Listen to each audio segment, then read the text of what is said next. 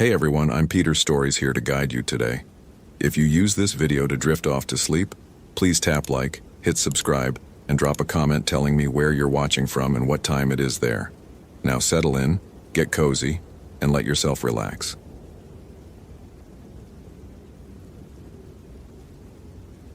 Christopher's rental sedan kicked up pale dust as he navigated the washboard service road into Great Basin National Park, the afternoon sun beating mercilessly against the windshield.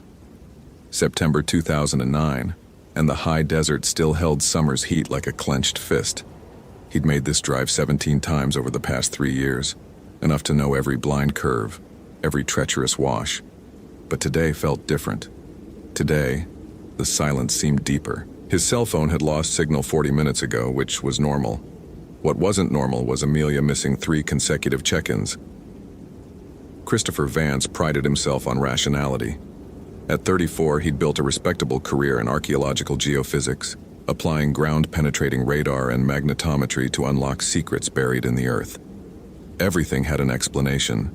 Every mystery yielded to proper methodology. Even now, despite the knot tightening in his stomach, he refused to indulge in catastrophic thinking. Amelia was probably fine. Equipment malfunction, dead radio batteries, a perfectly mundane explanation.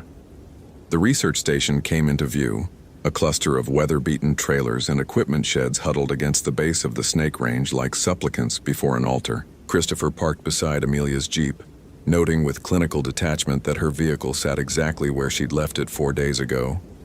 Dust coated the windows. No tire tracks suggested recent movement. He killed the engine and sat for a moment in the sudden quiet. The desert pressed in around him, vast and empty. Great Basin was the least visited national park in the continental United States. 13,000 square miles of sagebrush, ancient bristlecone forests, and limestone caverns, most of it roadless wilderness. During the field season, they might see a dozen visitors. Now, in the shoulder season, they were entirely alone. Past tense felt premature. Christopher grabbed his field pack and approached the main research trailer. The door stood ajar, not wide open, just slightly as if someone had stepped out meaning to return momentarily. He pushed it fully open. Amelia? The interior was chaos. Papers covered every surface. The small desk, the floor, the narrow bunk. Not scattered randomly, but arranged in deliberate patterns that made his eyes hurt to follow. Photocopies, sketches, photographs, all connected by red string in a web of manic intensity. Amelia's laptop sat open, screen dark. Her coffee mug stood on the desk, half full, a skin of mold floating on the surface. 4 days. She'd been out of contact for 4 days. Christopher's training kicked in, overriding the spike of adrenaline. Document everything. He pulled out his digital camera and began photographing the scene systematically. The papers appeared to be her research notes, but different from anything he'd seen before. Amelia had been cataloging Fremont culture petroglyphs in the park's remote canyons, standard archaeological work. These papers showed something else entirely. Symbols covered page after page. Not the geometric designs of Fremont rock art, but complex sigils that seemed to writhe at the edge of vision. Text in multiple languages, Arabic, Hebrew, Latin, surrounded crude diagrams of circles within circles, triangles, pentagrams. Christopher recognized some of it from his undergraduate anthropology courses. Ceremonial magic, occult geometry, the sort of thing that showed up in medieval grimoires. He picked up one of the photocopies. The header read, Ars Goetia, Seal of Belith. Below it, Amelia had scrawled, Match to LC7 petroglyph cluster, impossible, pre-Columbian. Carbon dating confirms 900, 1100 CE. Christopher's rational mind immediately identified the obvious explanation: convergent symbolism. Humans across cultures developed similar geometric patterns. Circles and triangles were universal, but as he examined more pages, that explanation felt increasingly inadequate. These weren't vague similarities. These were exact matches. Medieval European occult symbols appearing in Native American rock art, 8 centuries before any known European contact. A sticky note on the laptop read, Cave 9, Lexington Canyon. Found it. Going in tomorrow. Don't follow until I call. A. The note was dated 4 days ago. Christopher felt the trailer's walls pressing closer. He stepped outside, gulping the thin desert air. The sun had begun its descent toward the western mountains, painting everything in shades of amber and rust. 4 days. Cave 9 was a 6-hour hike into the backcountry. If Amelia had gotten hurt, if she was lying somewhere with a broken leg, dehydrated, he should call for help. Park rangers, search and rescue. But his phone had no signal, and the nearest ranger station was 3 hours away. By the time he drove out, organized a search party, returned, that could be another full day, maybe more. The rational choice was clear. Yet Christopher found himself staring at the papers still clutched in his hand, at the symbols that seemed to pulse with some terrible significance. He went back inside and powered on Amelia's laptop. No password, typical of her trusting nature. The screen illuminated, revealing her desktop, more of the same symbols, this time in full-color photographs. Rock art photographed in situ, the ancient stone glowing in the flash of her camera. Christopher opened her most recent document, a research journal, entries dated chronologically. He scrolled to the end. September 14th, 2009. I know how this sounds. I know what Christopher would say. Correlation isn't causation, Amelia. You're seeing patterns because you want to see them. But I'm not imagining this. The Lexington Canyon site isn't just unusual, it's impossible. The symbols match exactly, not approximately, exactly, with seals from the Lesser Key of Solomon. Not just 1 or 2, but 17 distinct sigils. The Godic demons, Belith, Paimon, Asmodee, Buer, all arranged in a specific pattern around the cave entrance. But here's what makes it impossible. The Lemmigeton wasn't compiled until the 17th century. These petroglyphs are 900 years old. I've checked and rechecked the carbon dating, analyzed the tool marks, consulted with 3 separate experts who confirmed the authenticity. Pre-Columbian, no question. Which means either, A, medieval European magicians somehow knew about symbols created by indigenous Americans centuries earlier, or B, both cultures accessed the same source material. The same, what? Universal symbolic language? Collective unconscious? Or something worse? I found references in the Fremont oral histories, stories about the sealed place in Lexington Canyon, about something that must never be opened. The elders who avoided the canyon entirely, who said it was a place of Ifrit, a borrowed word which itself is impossible. How would 12th century Fremont people know an Arabic term for jinn? Unless they didn't borrow it, unless they encountered the same things. Cave 9 is the center point. I'm certain now. The other sites, all 17 of them, they're not random. They form a boundary, a containment circle spanning 12 miles. And Cave 9 is what they were trying to contain. I have to see what's inside, tomorrow morning. If I'm right about this, it changes everything we know about cultural diffusion, about the history of occult practices. If I'm wrong, well, then I've spent 3 weeks chasing shadows. But I don't think I'm wrong, because last night I dreamed in a language I don't know.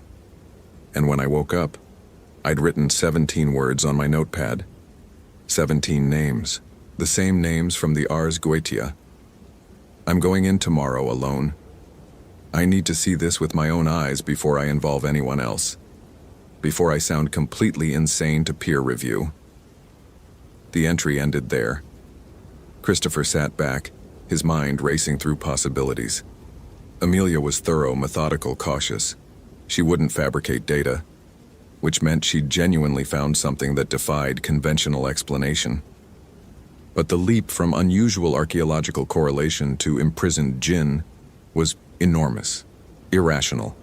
Yet she'd gone into Cave 9 4 days ago and hadn't emerged. He opened her photo files, hundreds of images from the Lexington Canyon sites. He clicked through them rapidly at first, then more slowly as the pattern became clear. The symbols weren't just similar to the Lemmigeton seals, they were identical. Every line, every curve, Every geometric relationship matched perfectly. One photograph showed a larger panel near what must be Cave 9's entrance. A massive circle perhaps 10 feet in diameter, carved deep into the limestone. Inside it, a 7-pointed star. At each point, a different seal. In the center, text in what looked like Arabic script. Amelia had included translation notes. Surah 72:6. Men sought refuge in the jinn and increased them in burden. Surah 27:39. An Ifrit among the jinn said, I will bring it to you before you rise from your place. Quranic verses. At a pre-Columbian Native American site. Christopher closed the laptop. This was absurd.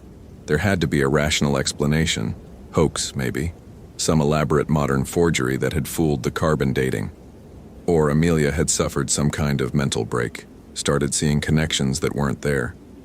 Stress did that to people in isolation, but none of that explained where she was now. He loaded supplies into his pack. Water, first aid kit, headlamp, GPS unit, radio. He'd hike into Lexington Canyon tonight, reach Cave 9 by dawn, find Amelia, bring her back. Everything else, the symbols, the impossible correlations, could wait for proper analysis under controlled conditions. The sun touched the horizon as Christopher set out, the desert already radiating back the day's accumulated heat. The trail wound through sage and juniper, climbing gradually into the foothills. He knew this route, had hiked it a dozen times during preliminary surveys. 90 minutes to the canyon mouth, then another 4 hours following the wash to the cave site. But as twilight deepened into night, the familiar landscape became strange. The silence was wrong. No insects, no rustle of small mammals. Even the wind seemed to avoid this place, leaving the air perfectly still. Christopher's headlamp cut a narrow tunnel through absolute darkness. Beyond its reach, the night pressed close, watchful. He tried to focus on the mechanical rhythm of walking. Left foot, right foot, check GPS, stay on bearing. Don't think about Amelia's journal entry. Don't think about dreams in unknown languages or symbols that shouldn't exist. At 11:47 p.m., according to his watch, Christopher entered Lexington Canyon. The change was immediate and unmistakable. The temperature dropped 20 degrees in the span of a single step. His breath misted in the beam of his headlamp. The canyon walls rose sheer on both sides, black basalt streaked with white limestone, creating patterns that looked almost like script, almost like the symbols from Amelia's papers. His skin prickled. No, not a metaphor. Actual goosebumps rising on his arms, the hair standing up on the back of his neck. Some autonomic response triggered by, what? Subsonic frequency? Electromagnetic fields? There were natural caves that produced these effects. Perfectly explainable. The canyon narrowed. Christopher squeezed through a slot barely wide enough for his pack, emerged into a wider chamber where the stars showed overhead in a strip of indigo sky. His headlamp reflected off something metallic ahead. Amelia's equipment. Her backpack leaned against the canyon wall, neatly arranged. Beside it, her camera, her field notes, her water bottles, all organized as if she'd meant to return momentarily. Christopher knelt and picked up her notebook. The last entry, written in shaky handwriting very unlike her usual precision. It's not sealed, never was. The symbols aren't containment, they're warning. I understand now. The Fremont didn't seal anything in Cave 9. They were trying to seal us out, trying to prevent anyone from opening. The entry broke off mid-sentence. Christopher's hands were shaking. He put the notebook down carefully and stood, playing his headlamp across the canyon walls. There, 20 yards ahead, a dark opening in the limestone. Cave 9. Around its entrance, exactly as shown in the photographs, the massive circle with its 7-pointed star, the Godic seals at each point. But something was different. In the photos, the carving had been filled with desert varnish, the natural dark patina that forms on exposed rock surfaces over centuries. Now the grooves were clean, pale, as if recently excavated, or as if something had pushed through from the inside, scraping away the accumulated centuries. Christopher approached slowly, His rational mind cataloged observations: limestone erosion patterns, tool mark analysis, geological formation dating. But underneath the professional assessment, something more primitive screamed at him to run, to flee this place and never return. The cave mouth breathed cold air. Not a metaphor, actual air movement, flowing out steadily like exhalation. It carried a smell he couldn't quite identify. Copper and ozone and something else, something organic and wrong. His headlamp couldn't penetrate far into the darkness. The beam seemed to die just a few feet inside, swallowed by shadow that had weight and presence. Christopher pulled out his high-powered flashlight, the one that could illuminate objects 200 yards distant. He clicked it on and aimed into the cave. The beam reached perhaps 10 feet before dissipating into nothing. That wasn't possible. Light didn't work that way. Even accounting for dust or humidity, there was no natural phenomenon that could stop a focused beam so completely. Unless... Christopher's mind struggled with the impossibility.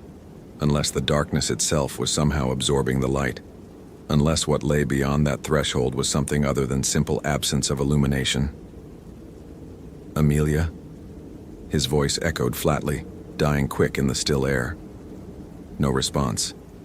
He had two choices. Turn back now, hike out, get help. That was the rational choice, the safe choice. Or go in alone, follow Amelia into whatever impossibility waited in that lightless space. Christopher thought of her journal entries, her certainty, her excitement at discovering something that transcended conventional understanding. And he thought of her somewhere in that darkness, perhaps hurt, perhaps... He pushed the thought away and stepped through the entrance. The temperature plummeted. His breath came in white clouds. The beam of his flashlight shrank further, now reaching only 5 feet.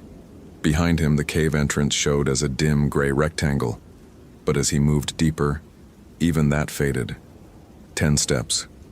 20. The walls closed in, the ceiling lowered, and then the passage opened into a larger chamber. Christopher swept his dying light across the space and stopped breathing.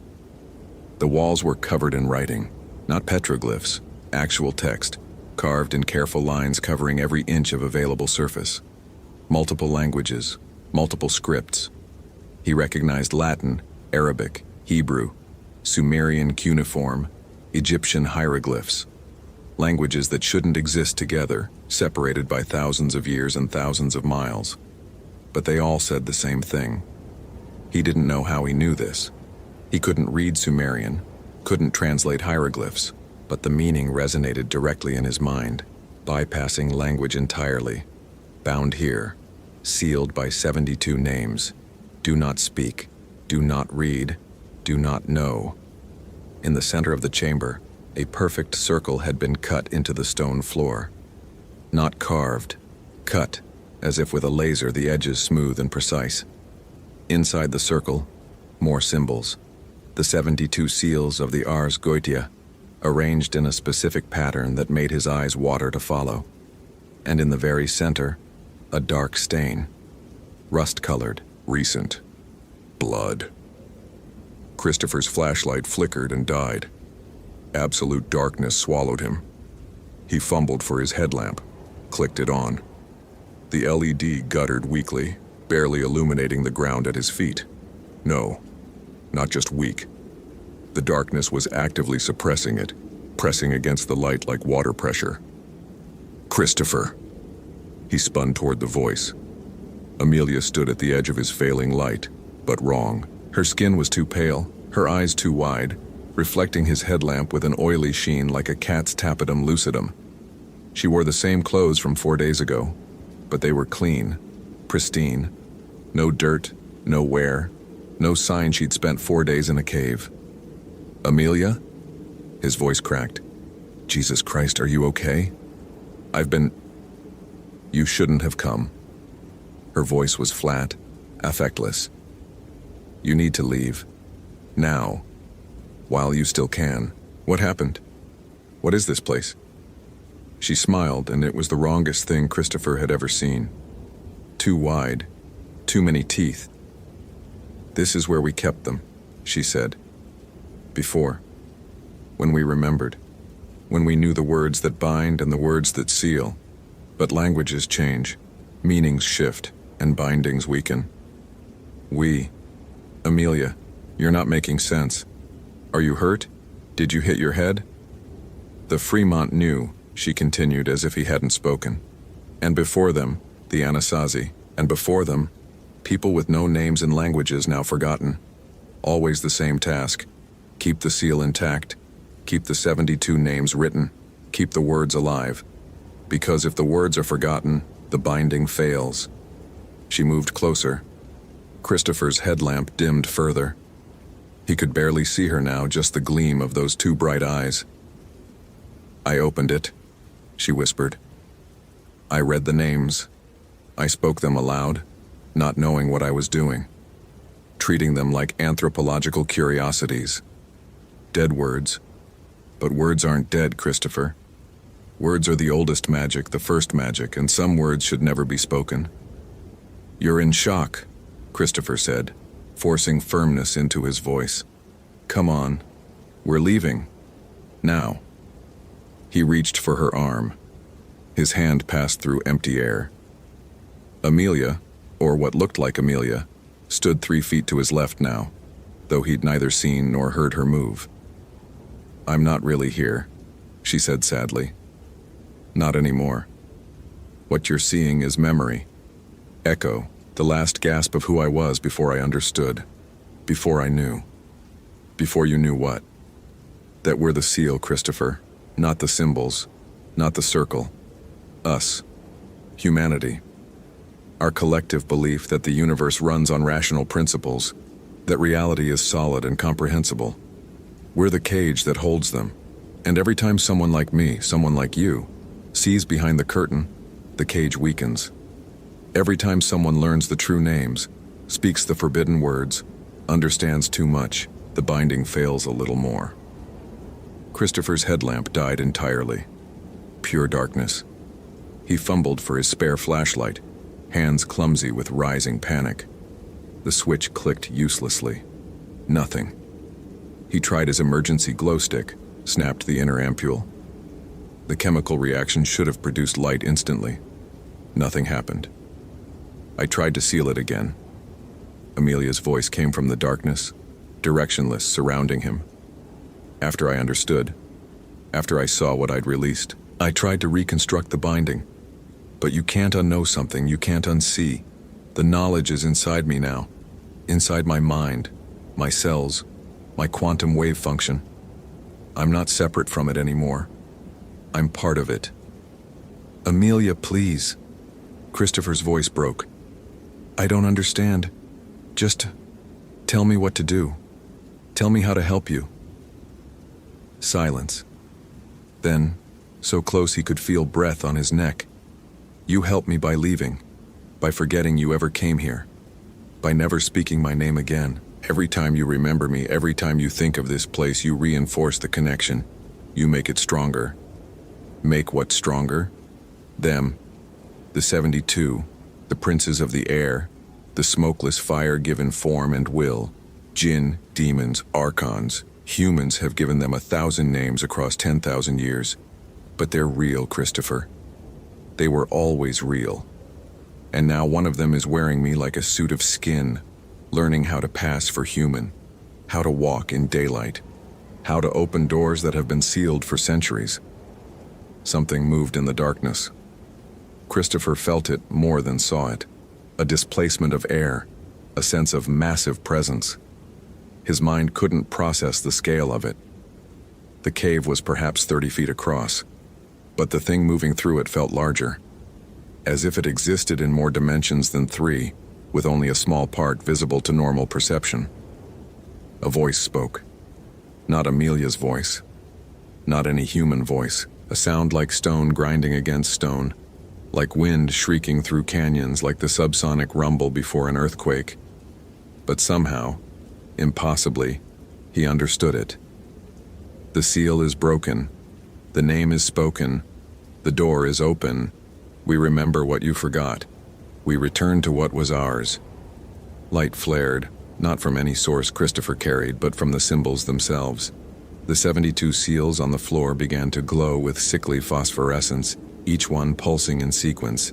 The pattern accelerated faster and faster, until they blurred into a continuous circle of rotten light. In that light, Christopher finally saw what stood before him. It had Amelia's shape the way a child's drawing has a human shape. All the parts present but assembled wrong, proportions distorted, angles that couldn't exist in three-dimensional space. It towered 12 feet high, even though the ceiling was only 8 feet above. Its skin flickered between solid flesh and smoke and something that looked like static on a dead television channel. Eyes, too many eyes, opened and closed across its surface like blinking mouths. "See me," it said with Amelia's vocal cords. "Know me, understand me, and in understanding, make me real." Christopher's mind rebelled. This wasn't possible. Couldn't be possible. There was no framework in physics, no model in biology, no theory in psychology that could account for what he was witnessing. His rational worldview, built carefully over 3 decades of education and research, shattered like glass. And in the moment of shattering, he understood what Amelia had meant. The seal wasn't the symbols. The seal was belief. The collective human conviction that reality operated according to fixed laws, that impossible things remained impossible. Every generation that maintained that belief, that insisted the world made sense, reinforced the binding. But when enough people saw beyond the veil, when enough minds broke under the weight of impossible truth, the binding weakened. Cave 9 wasn't the prison. The prison was human consciousness itself. And Amelia, brilliant, curious, rational Amelia, had been the key that opened it. "No," Christopher whispered. "No, I don't accept this. There's an explanation. There has to be. Mass hysteria, hallucinogenic spores, carbon dioxide poisoning. Something." The thing wearing Amelia laughed, and the sound made Christopher's bones ache. "Cling to your explanations if you wish. They change nothing. I am free. My brothers are stirring. The 72 seals are breaking one by one as more of your kind learn what they should not learn. Your species' great achievement, your rationality, your science, your insistence on natural law. It was the cage that held us, but cages built of belief can be unmade by disbelief." The glowing symbols on the floor began to crack, literally crack, as if the stone itself was fracturing. Black smoke poured from the fissures, coalescing into shapes that hurt to perceive. More of them. More impossible things clawing their way into reality. Christopher ran. He didn't remember finding the passage, didn't remember navigating through absolute darkness. His body moved on pure instinct, hands scraping stone, feet stumbling over unseen obstacles. Behind him, that grinding stone voice spoke words in a language that predated human speech, each syllable like a chisel chipping away at the foundations of the world. Light ahead, gray and thin but real. The cave entrance. Christopher threw himself toward it, burst out into the canyon, gasped air that tasted like freedom. Above him, stars blazed in perfect clarity, real, solid, comprehensible. He scrambled for Amelia's equipment, grabbed her notebook, her camera, her research papers. Evidence. He needed evidence. Needed to document what he'd found so others could verify, could help, could... His hands stilled. Slowly, Christopher looked down at the papers he held. Blank. Every page was blank. The photographs on the camera's memory card, all corrupted, showing nothing but static.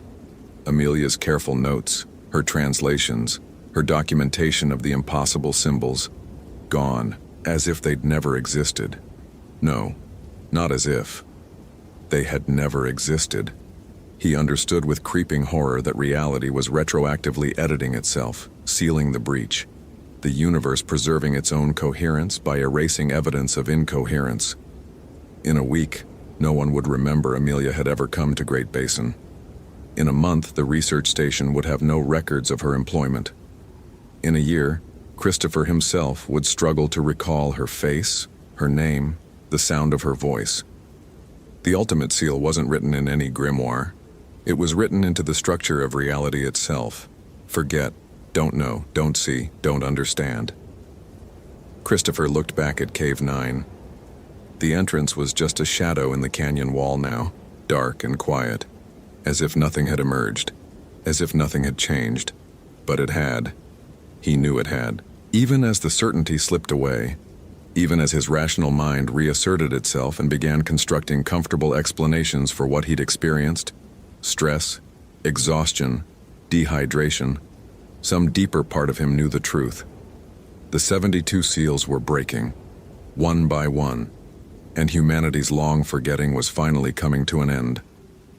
Christopher gathered what remained of Amelia's equipment and began the long hike out. By the time he reached his vehicle, he could barely remember why he'd gone into the canyon in the first place. Some routine survey, some minor anomaly in the archaeological record. Nothing important. He drove away as dawn broke over the Snake Range, painting the desert in shades of rose and gold. Beautiful, normal, real. Behind him, in the depths of Cave 9, something that had been sealed for millennia flexed fingers that were learning to stay solid. It walked on legs that were learning to support weight. It breathed air that was learning not to choke lungs that had no business existing. And it smiled with a mouth full of teeth that were learning to pass for human. In 17 other locations across Great Basin, 17 other seals began to crack. The princes of the smokeless fire remembered their names, and they were patient. They had waited centuries.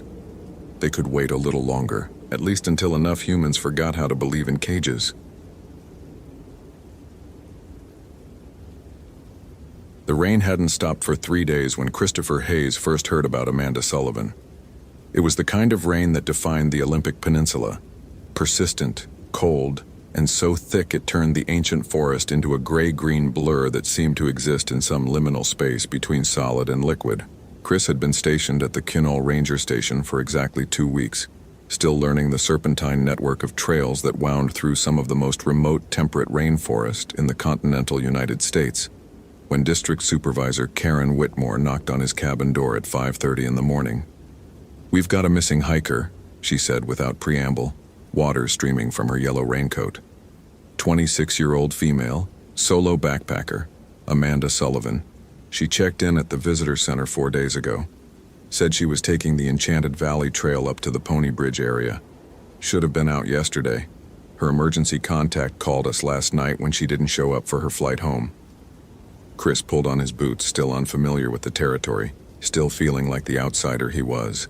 He'd transferred from Zion National Park in Utah, where the dangers were heat, rockfall, and flash floods. Threats that made sense, that followed rules. Here, everything felt different. The forest was too dense, too alive, too old. Even the air felt heavy with something he couldn't name. "You want me to coordinate the search?" he asked, following Karen to the operations building. "You'll be leading it. I know you're new, but we're short-staffed. Jim's out with his back and everybody else is dealing with that road washout on the south side." She handed him a file folder. "Here's everything we've got. Her permit, emergency contact info, the works. She's an experienced hiker. This was her 3rd trip to Olympic, familiar with the area." Chris studied Amanda Sullivan's permit photo as they walked. She had straight brown hair pulled back in a ponytail, bright eyes, and the kind of confident smile that came from someone comfortable in the wilderness. The kind of person who didn't make stupid mistakes, which meant something had gone seriously wrong. By 7 a.m., Chris had assembled a small search team, 2 volunteer search and rescue members, a young ranger named David Park, who'd been at Olympic for 6 months, and a local man named Joseph Graywolf, who sometimes worked as a trail guide. Joseph was Quinault, maybe 60 years old, with weathered skin and dark eyes that seemed to catalog everything. He'd shown up at the station without being called, said he'd heard about the missing woman and wanted to help. "The Enchanted Valley Trail," Joseph said as they loaded gear into the trucks. His voice was quiet but carried an odd weight. "That's a bad area right now." "Bad how?" Chris asked. Joseph looked at the wall of forest beyond the parking lot, his expression unreadable. "Just bad. Things are unsettled up there." David Park laughed nervously. "Come on, Joseph. Don't start with the ghost stories. Not ghosts, Joseph said flatly. Something older. The comment hung in the humid air like the mist that clung to the treetops. Chris felt a prickle of unease but pushed it aside. He was a professional, trained in search and rescue protocols, not superstition. People got lost in the wilderness for mundane reasons: injury, disorientation, equipment failure. There was always a logical explanation. The drive to the Graves Creek trailhead took 40 minutes on winding forest roads. The rain had eased to a drizzle, but the forest was saturated, every leaf and branch dripping. The sound of water was everywhere, in the rushing creek beside the road, in the steady patter from the canopy, in the deep thrumming of the Quinault River that they crossed on a narrow bridge. Chris had never been anywhere so relentlessly wet. They started up the trail at 8:30, moving quickly despite the muddy conditions. The Enchanted Valley Trail followed the East Fork Quinault River through old-growth forest, so dense that even at mid-morning, it felt like twilight. Sitka spruce and western hemlock rose 200 feet overhead, their trunks wider than Chris's truck. Everything was covered in moss, thick emerald moss that carpeted the ground, draped the trees, and seemed to muffle sound itself. Sullivan's last known position was at the Pony Bridge campsite, Chris said, consulting his map. That's about 13 miles in. We should reach it by early afternoon if we maintain this pace. They hiked in relative silence, calling Amanda's name at regular intervals, listening for any response. The forest swallowed their voices. After 2 hours, they stopped at a clearing where a massive maple tree had fallen, creating a gap in the canopy. Chris noticed Joseph examining the trees, running his fingers over marks in the bark. "What is it?" Chris asked. Joseph didn't answer immediately. He moved to another tree, then another, his face growing increasingly troubled. "These marks," he finally said. "They're not from animals." Chris looked at the gouges in the bark. They were deep, parallel lines, as if something had clawed at the wood. "Could be a bear," one of the SAR volunteers suggested. "No," Joseph said with certainty. "Look at the spacing, and they're too high, 10, 12 feet up." He turned to face the group, and Chris saw something he didn't expect in the older man's eyes. Fear. "We shouldn't be here, especially not after dark." "We're not turning back," Chris said, more harshly than he intended. "There's a woman out here who needs help." "That may be," Joseph said quietly, "but there are things in this forest older than the trees. The old people knew to avoid certain places, especially during the dark months. There are stories about—" "I need facts, not folklore," Chris interrupted. He immediately regretted his tone, but anxiety was making him sharp. He was the outsider here, the new guy, and he couldn't afford to look weak or indecisive. "Let's keep moving." They continued up the trail, but the atmosphere had shifted. Even David Park, who'd seemed dismissive of Joseph's warnings, had grown quiet. The forest pressed in around them, and Chris found himself noticing details that unsettled him. The way the moss seemed to grow in strange patterns, forming shapes that almost looked like symbols. The absence of bird calls, despite the forest being supposedly rich with wildlife. The odd quality of the light that filtered through the canopy, giving everything a sickly green tinge. It was past noon when they found the first sign of Amanda Sullivan. Her blue bandana was tied to a tree branch at shoulder height, a trail marker deliberately placed. Chris felt a surge of hope. She was leaving signs, which meant she was conscious and trying to communicate. "This is good," he said to the team. "She's trying to make herself easy to find. Let's follow her markers." But as they moved forward, following more bandanas and strips of cloth tied to branches, Chris began to feel that something was wrong. The markers led them off the main trail into an area where the forest grew denser, darker. The trees here were ancient, their trunks twisted into tortured shapes, their branches interweaving overhead to create a canopy so thick that no rain penetrated. Everything was dry here, covered not in green moss but in strange gray lichen that hung from the branches like tattered cloth. "This doesn't make sense," David said, voicing what Chris was thinking. "Why would she leave the trail? The Pony Bridge campsite is straight ahead." Joseph had stopped moving entirely. He stood at the edge of the darker forest, staring at something on the ground. When Chris joined him, he saw what had caught the older man's attention: a circle of stones arranged in a deliberate pattern, with what looked like bones at the center. Small bones, possibly from birds or rodents, arranged in a shape Chris couldn't quite comprehend. Around the circle, symbols had been scratched into the earth. Tsemequis, Joseph whispered. The word was in a language Chris didn't understand, but the tone was unmistakable, pure dread. What does that mean? Joseph's hands were shaking.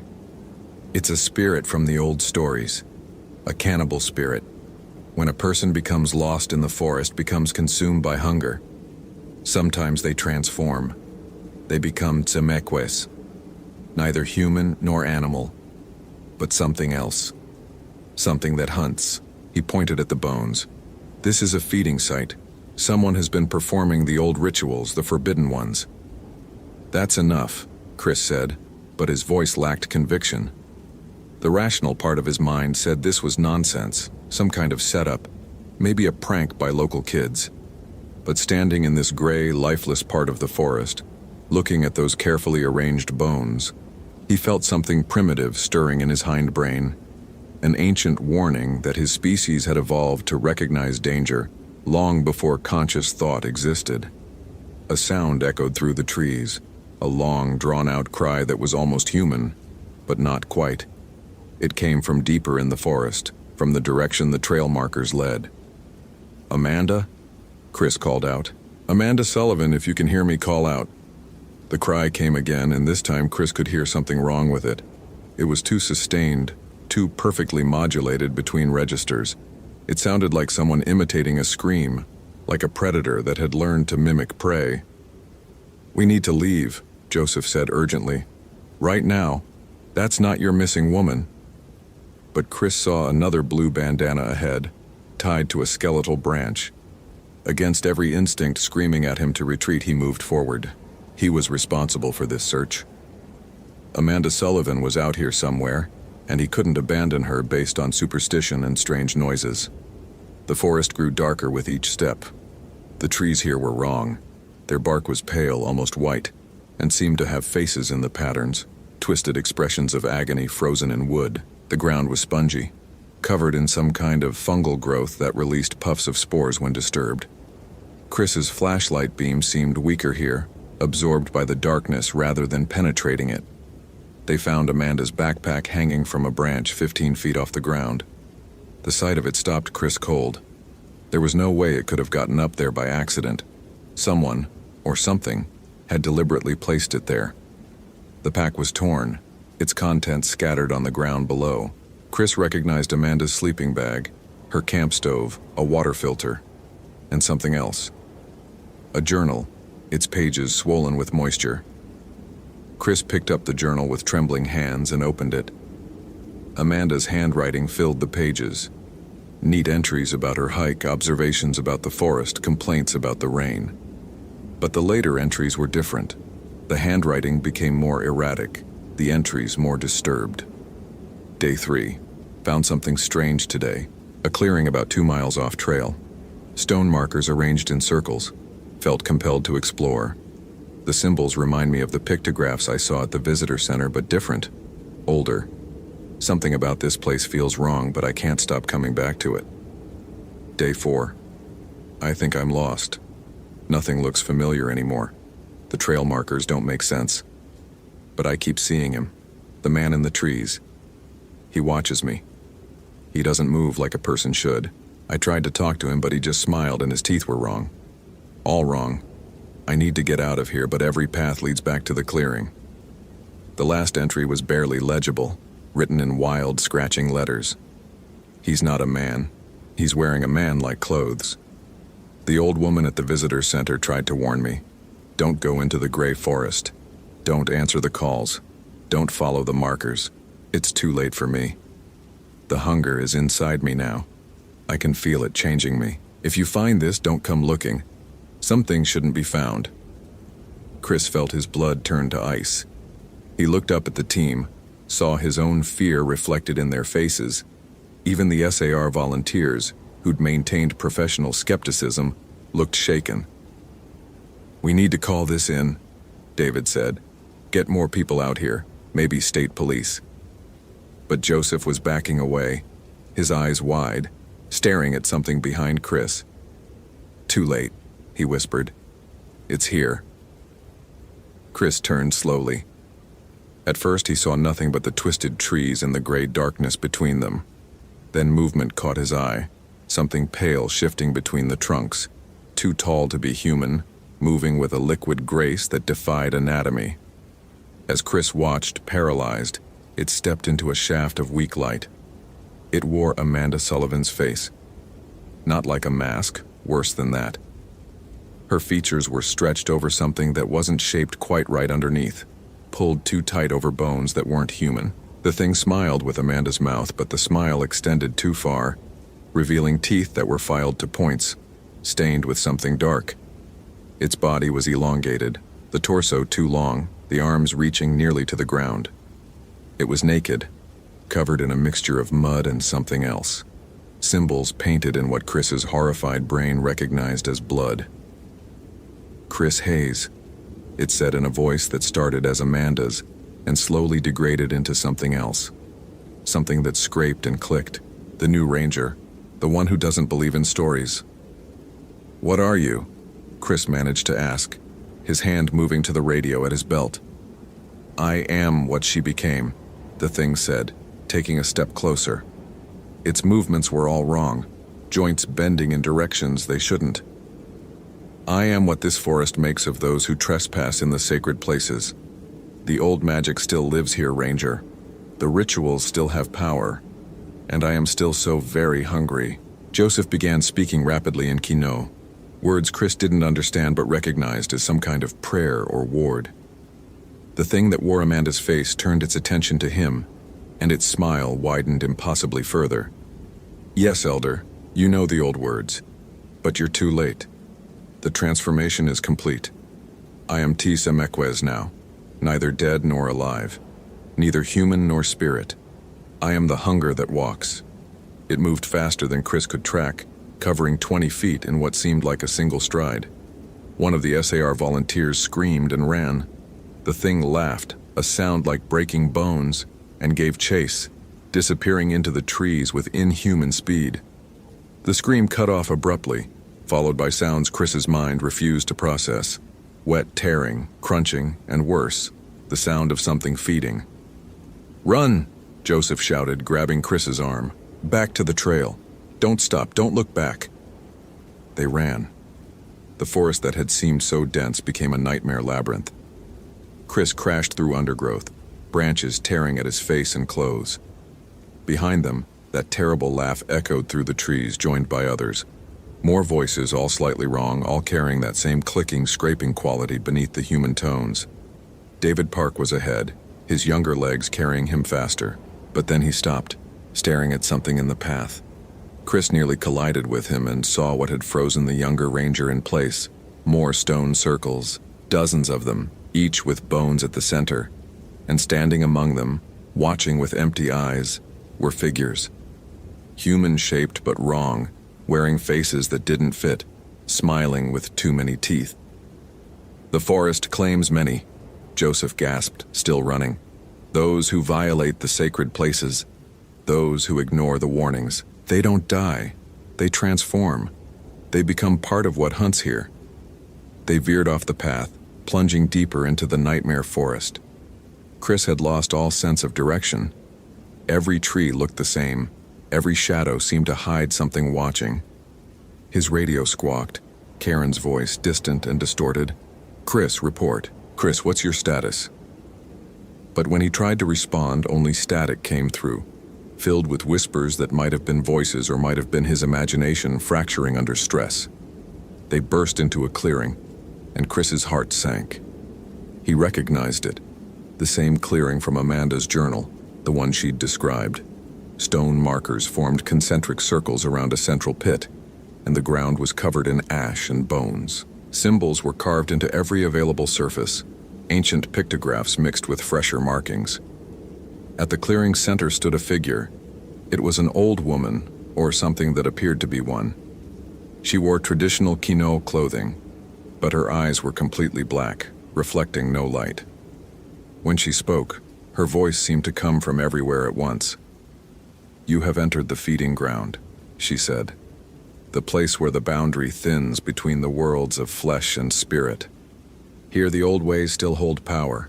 Here we perform the rituals that keep the balance." "Who are you?" Chris demanded, his service weapon drawn, though he had no idea if bullets would help against what he'd seen. "I am what remains of Sarah Hawthorne," the old woman said. "I came to this forest in 1963, seeking the old wisdom.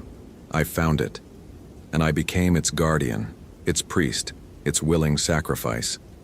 The spirits require offerings, Ranger. They require those who enter the sacred places uninvited. Amanda Sullivan trespassed. She ignored the warnings. She became what she needed to become, sustenance for what dwells here." "You did this to her," Chris said, horror mixing with rage. "You performed some kind of ritual." "I performed the necessary rites," Sarah Hawthorne agreed. "As I have done for 60 years, as others did before me for centuries.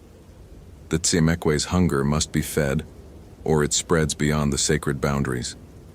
Would you prefer it hunt in your towns, feed on your children? We contain it here, Ranger. We give it what it needs." From the trees surrounding the clearing, more figures emerged. Chris counted 7, then 10, then lost track. Some were recent transformations, still wearing hiking clothes, still recognizable as human. Others were older, their bodies stretched and twisted by years of change, barely humanoid anymore. All wore expressions of hunger so intense it seemed to radiate from them like heat. "You don't have to do this," Joseph said, still speaking Kino, his voice carrying a desperate authority. "Elder, you've lost yourself to the darkness. The old ways were not this. The spirits do not demand this corruption." "The old ways were forgotten," Sarah Hawthorne replied. "I remembered them. I restored them. And I will continue to feed the hunger until the forest itself reclaims me." The creatures began to close in. Chris fired his weapon at the nearest one, the thing that had been Amanda. The bullet struck its shoulder, punching through with a wet sound, but it didn't slow down. It didn't even seem to register pain. It just kept smiling with those terrible teeth, kept moving with that impossible grace. David Park bolted, trying to escape through a gap in the circle. He made it 3 steps before something, one of the older transformations, barely recognizable as having once been human, dropped from the canopy above and took him down. His screams were brief. Chris felt his sanity slipping. This couldn't be real. This violated everything he understood about the world. But the evidence was overwhelming, undeniable. The supernatural existed. The old stories were true. And he was about to become part of them. Joseph began chanting, words in a language Chris didn't know but felt in his bones. The old man pulled something from his pocket, a small bundle of herbs and feathers, and threw it into the air. It burst into flames without any apparent ignition source, releasing a sharp, acrid smoke. The creatures recoiled, hissing. "Run!" Joseph shouted. "The warding won't hold long, but it will give you time. Get to the river. They won't cross running water. Go!" Chris ran. Behind him, he heard Joseph's chanting rise in volume, then cut off abruptly with a wet gurgle. He didn't look back. He crashed through the forest, lungs burning, legs screaming, following the distant sound of water. The creatures pursued, their calls echoing through the trees. Voices that had once been human, now transformed into something that hunted what they used to be. He reached the East Fork Quinault River as darkness fell. The water was high from days of rain, moving fast and cold. Chris didn't hesitate. He plunged in, the shock of the icy water stealing his breath. The current grabbed him immediately, pulling him downstream. He fought to keep his head above water, to avoid rocks that could shatter his skull, to survive. Behind him, on the riverbank, he could see them gathering, a dozen figures or more, watching with eyes that reflected red in the dying light. They didn't enter the water. They just watched, and waited, and smiled. The river carried Chris 2 miles downstream before he managed to drag himself onto the opposite bank, hypothermic and bleeding from a dozen cuts. He activated his emergency beacon and waited for rescue, never taking his eyes off the forest across the river. where shapes moved in the darkness and voices called his name with tones that weren't quite right. The official report stated that Amanda Sullivan, David Park, and 2 SAR volunteers were lost in a sudden flash flood while attempting a wilderness rescue. Their bodies were never recovered. Joseph Gray Wolf was listed as having died from a heart attack during the search effort. The incident led to the temporary closure of the Enchanted Valley Trail and surrounding areas. Chris Hayes requested an immediate transfer, which was granted. He left Olympic National Park 3 days after being rescued from the river. He never returned to Washington State. But sometimes late at night, he still hears them calling. Voices that sound almost human, speaking his name with that familiar clicking, scraping undertone. And he knows with absolute certainty that they're still waiting, still hungry, still performing the old rituals in the gray forest, where the boundaries between worlds grow thin. The Olympic Peninsula has over 3,600 square miles of wilderness. Much of it is unexplored, unmapped. The old-growth forests have stood for thousands of years, and the indigenous peoples who lived there first had stories about places that should never be disturbed, about hungers that can never be satisfied, about transformations that cannot be reversed. Some trails remain closed to this day. Official reasons vary: environmental protection, dangerous conditions, budget constraints, but the locals know better. They know which places to avoid, which warnings to heed.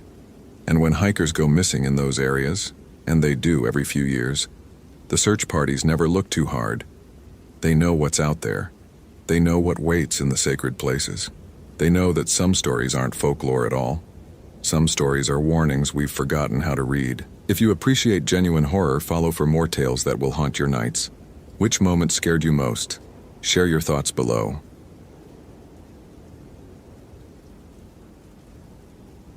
The call came through at 2:47 p.m. on a Tuesday, cutting through the mundane rhythm of paperwork that had defined Christopher Hayes' afternoon.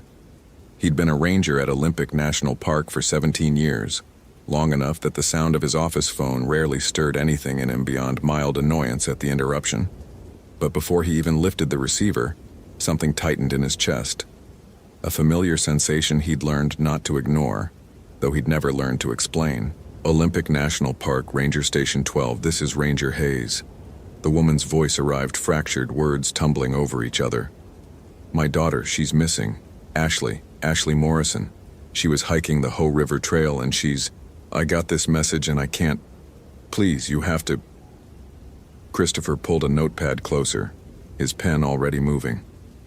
Professional calm settled over him like a worn jacket, even as that inexplicable pressure behind his sternum intensified. Ma'am, I need you to take a breath for me. When did you last have contact with your daughter? Sunday night. She was supposed to check in yesterday morning. She always checks in, always. And then this morning I got this voicemail from her and... The woman's voice cracked. Something's wrong, something's really wrong. What's your name, ma'am? Diana Morrison. I'm in Seattle. Ashley went up there for a 4-day solo hike. She's experienced. She's done Rainier twice, she knows what she's doing, but this message... Christopher's hand had stilled on the notepad. Sunday night, 36 hours. The Hoh River Trail wound through some of the densest temperate rainforest in the continental United States, where Douglas firs grew so thick that GPS signals died beneath their canopy, where moss consumed everything, fallen logs, standing trees, stones, until the forest looked like something from before humans learned to name things. Can you send me that voicemail, Mrs. Morrison? Yes, I can send it to your email, but you should just listen to it now. I'll play it. Mrs. Morrison, the recording quality will be better if you... But she'd already pulled the phone away. Christopher heard the shuffle of movement, a few tapped buttons, and then a young woman's voice emerged from the static, thin and somehow wrong. Mom, I don't know where. The trail keeps... A sound like wind or breathing. I passed the same tree 4 times. The one with the face in the bark, you know? I marked it, but the marks keep... Mom, do you hear that? The singing? It sounds like you, Mom. It sounds exactly like... The message cut off. Christopher realized he'd stopped breathing. The sensation in his chest had spread, a coldness that had nothing to do with the station's temperamental heating system. That's not... Diana Morrison's voice cracked completely. That's not her. I mean, it is, but she doesn't sound like herself. And I wasn't singing. I've never... Why would she think she heard me singing in the middle of the forest? Christopher wrote down coordinates, physical description, equipment list. Ashley Morrison, 23 years old, 5'6", auburn hair. Last seen wearing a red North Face jacket and carrying a 65-liter Osprey pack. Satellite phone with limited battery. No known medical conditions. Psychology degree from UW. Taking a break before grad school applications. An experienced hiker who knew better than to go off trail, who understood the dangers of this particular forest. But Christopher had learned over 17 years that knowing better didn't always matter in Olympic. The park consumed an average of 3 hikers per year, and those were just the ones they eventually found. After he'd gathered every useful detail, after he'd promised Diana Morrison that a search would begin immediately, after he'd hung up and sat for 30 seconds with his hand still on the receiver, Christopher accessed his email and listened to Ashley's message again and again. The voice wavered between lucid and confused, but what struck him, what made that pressure in his chest spike into something close to nausea, was the singing underneath. He could hear it now, faint beneath Ashley's words, a melody without lyrics, rising and falling like something half-remembered from childhood. His colleague Jake Reeves knocked and entered without waiting. Got a call about a missing hiker? Christopher nodded, already pulling his gear from the storage locker. 36 hours. Hoh River Trail. Possibly off trail by now. We need to move. Jake, 15 years younger and still convinced that experience mattered more than instinct, studied him. You've got that look. What look? The one that creeps everybody out. Like you know something you shouldn't. Christopher shouldered his SAR pack, 72-hour supplies, medical kit, GPS unit, satellite radio, flares, rope, the weight familiar enough to feel like part of his skeleton. I know we're losing daylight. Grab Thompson and Chen, I want 4 of us on this. 4? For a single missing hiker who's probably just sitting somewhere with a dead phone waiting for a ride back to civilization? Christopher met his eyes. Listen to the voicemail. Then tell me she's just sitting somewhere. They reached the Hoh River trailhead at 4:15 p.m., the September sun already starting its descent behind the Hoh rainforest's cathedral ceiling of Sitka spruce and western hemlock. Christopher had made this hike hundreds of times, could navigate it blind if necessary, but he took his time studying the trail register while Jake, Thompson, and Chen sorted their gear. Ashley Morrison had signed in on Friday afternoon. Her handwriting was neat, deliberate. Solo hike, 4 days, Hoh River to Blue Glacier route. Emergency contact, Diana Morrison, 206-555, row 147. Below her entry, someone had written a single word in pencil, the letters so faint Christopher almost missed them. Don't. Haze. Jake had appeared beside him. Listen to that voicemail like you said. What the hell was that singing? I don't know. You don't know or you don't want to say. Christopher pulled the trail register from its weatherproof box, took a photo of Ashley's entry and the warning below it. Has anyone filed reports about unusual sounds on this trail lately? Singing, voices, anything like that? Thompson, the youngest of their group at 26, looked up from his pack. Unusual sounds? Like what, specifically? Like whatever Ashley Morrison heard before she went off trail. Chen, their wilderness medicine specialist, finished adjusting her radio and joined them. The Hoh has always had weird acoustics. Sound carries strange through this kind of forest. Echoes where there shouldn't be echoes, dead spots where everything goes quiet. Freaks people out sometimes, but it's just geography. Christopher wanted to believe that. He'd spent 17 years telling himself that the sensations he experienced in these woods were just products of an overactive nervous system. Evolutionary holdovers from when humans were prey instead of apex predators. He'd almost convinced himself until cases like this reminded him why he'd never quite succeeded. We'll follow her planned route, he said, marking waypoints on his GPS. Hoh River Trail to the junction with the High Hoh route, then up toward the Blue Glacier approach. If she got disoriented, she probably wandered off trail somewhere in the first 10 miles. That's where the forest gets dense enough to block visibility. They started up the trail at a steady pace, and for the first mile, Christopher could almost pretend this was a routine training exercise. The Hoh River Trail began wide and well-maintained, boardwalks spanning the wettest sections, interpretive signs explaining the ecology of temperate rainforest to tourists who would never venture deeper than the first viewing platform. Afternoon light filtered through the canopy in scattered shafts, illuminating the moss that coated everything like luminous fur. The air smelled of decomposition and growth, the constant cycle that defined these woods. But at mile 2, where the trail narrowed and the tourist traffic thinned to nothing, Christopher felt it. The shift in atmosphere that he could never adequately describe to his colleagues. The forest pressed closer, yes, but it was more than simple claustrophobia. The quality of sound changed, became muffled, distant, as though they'd stepped through some invisible membrane into a space where normal rules didn't quite apply. Jake noticed his pause. Problem? No, just checking coordinates. Christopher studied his GPS, which showed them exactly where they should be. 47.8603 degree N, 123.9347 degree Dedu, elevation 1,247 feet, making good time.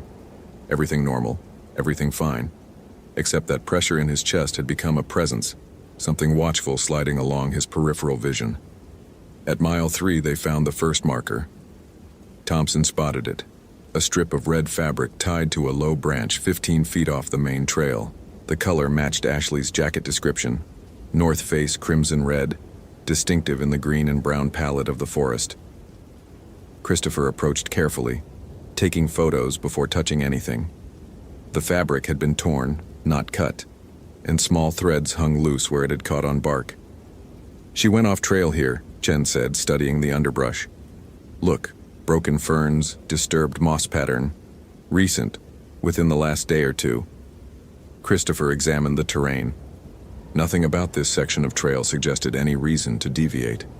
No vista point, no interesting geological features, no shortcuts to anywhere useful. Just dense forest that got thicker the further from the maintained trail you ventured. Why would she leave the path here? Jake wondered aloud. Christopher crouched, running his fingers over the moss where Ashley had apparently stepped. The damage was minimal. She'd been trying not to disturb the environment, moving carefully even in whatever state had driven her off trail. A good hiker's instinct, maintained even when something was wrong. Then he heard it, a sound like humming, melodic and soft, coming from deeper in the forest. He froze, hand still on the moss, every nerve suddenly alive. Did you... he started, but Jake was already shaking his head. Hear what? The sound had stopped, or maybe it had never been there at all.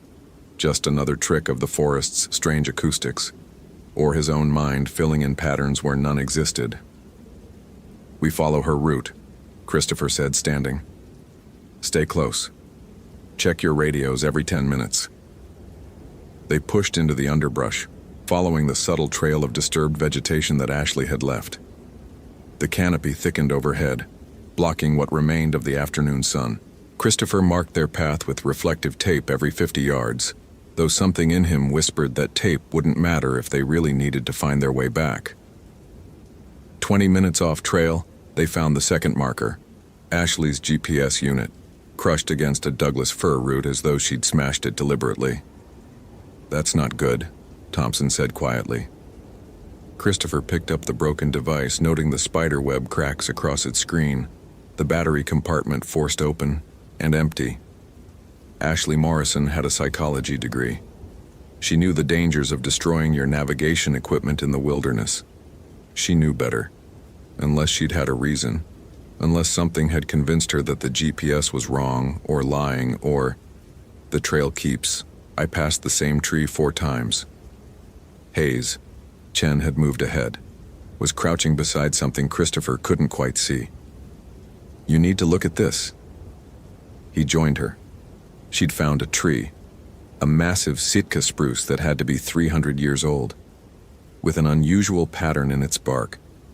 The wood had grown around an old wound, creating a formation that looked, from a certain angle, remarkably like a human face.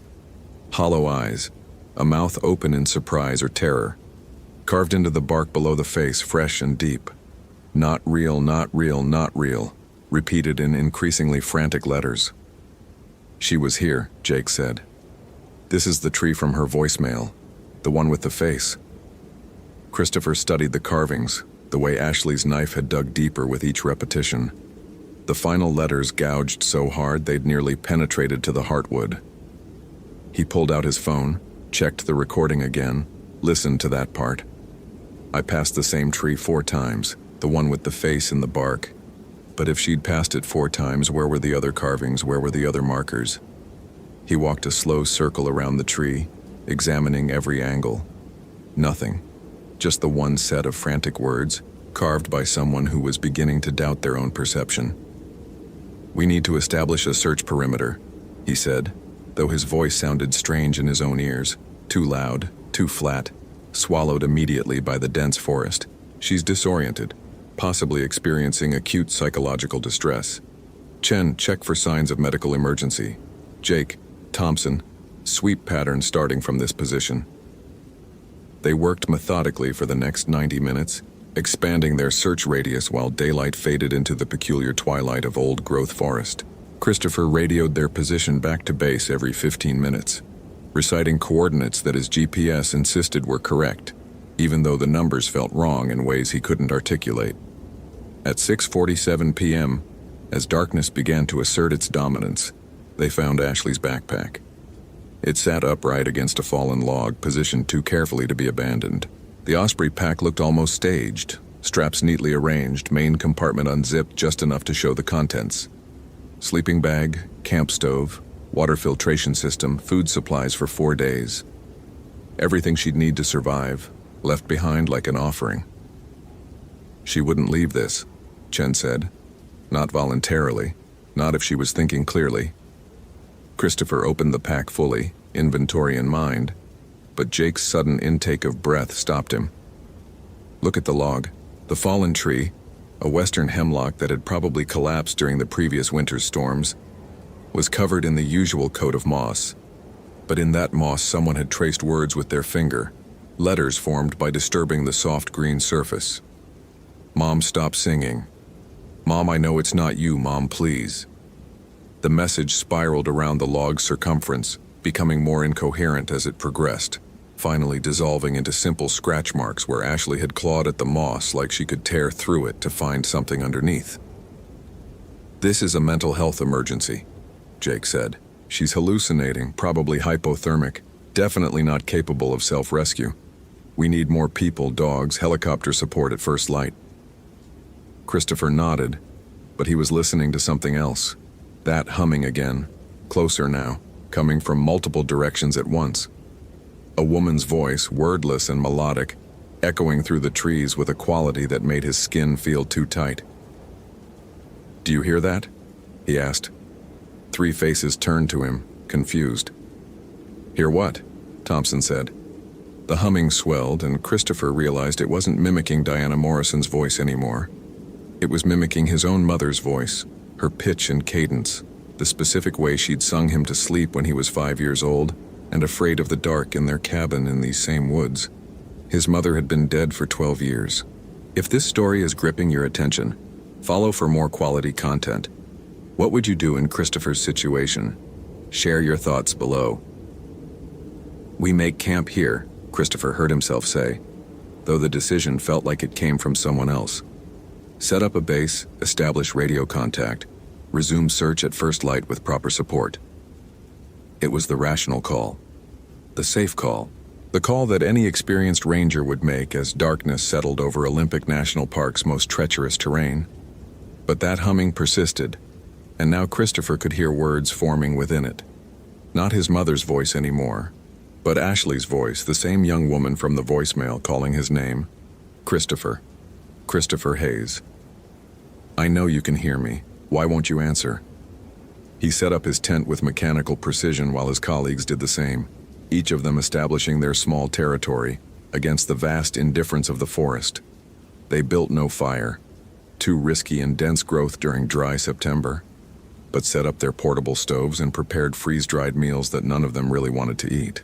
Thompson tried to keep conversation going, nervous chatter about shift schedules and requisition forms, but words died quickly in this place. The forest absorbed sound and gave back only its own voice. The drip of condensation from moss-heavy branches, the distant rumble of the Ho River, and underneath it all, that melody.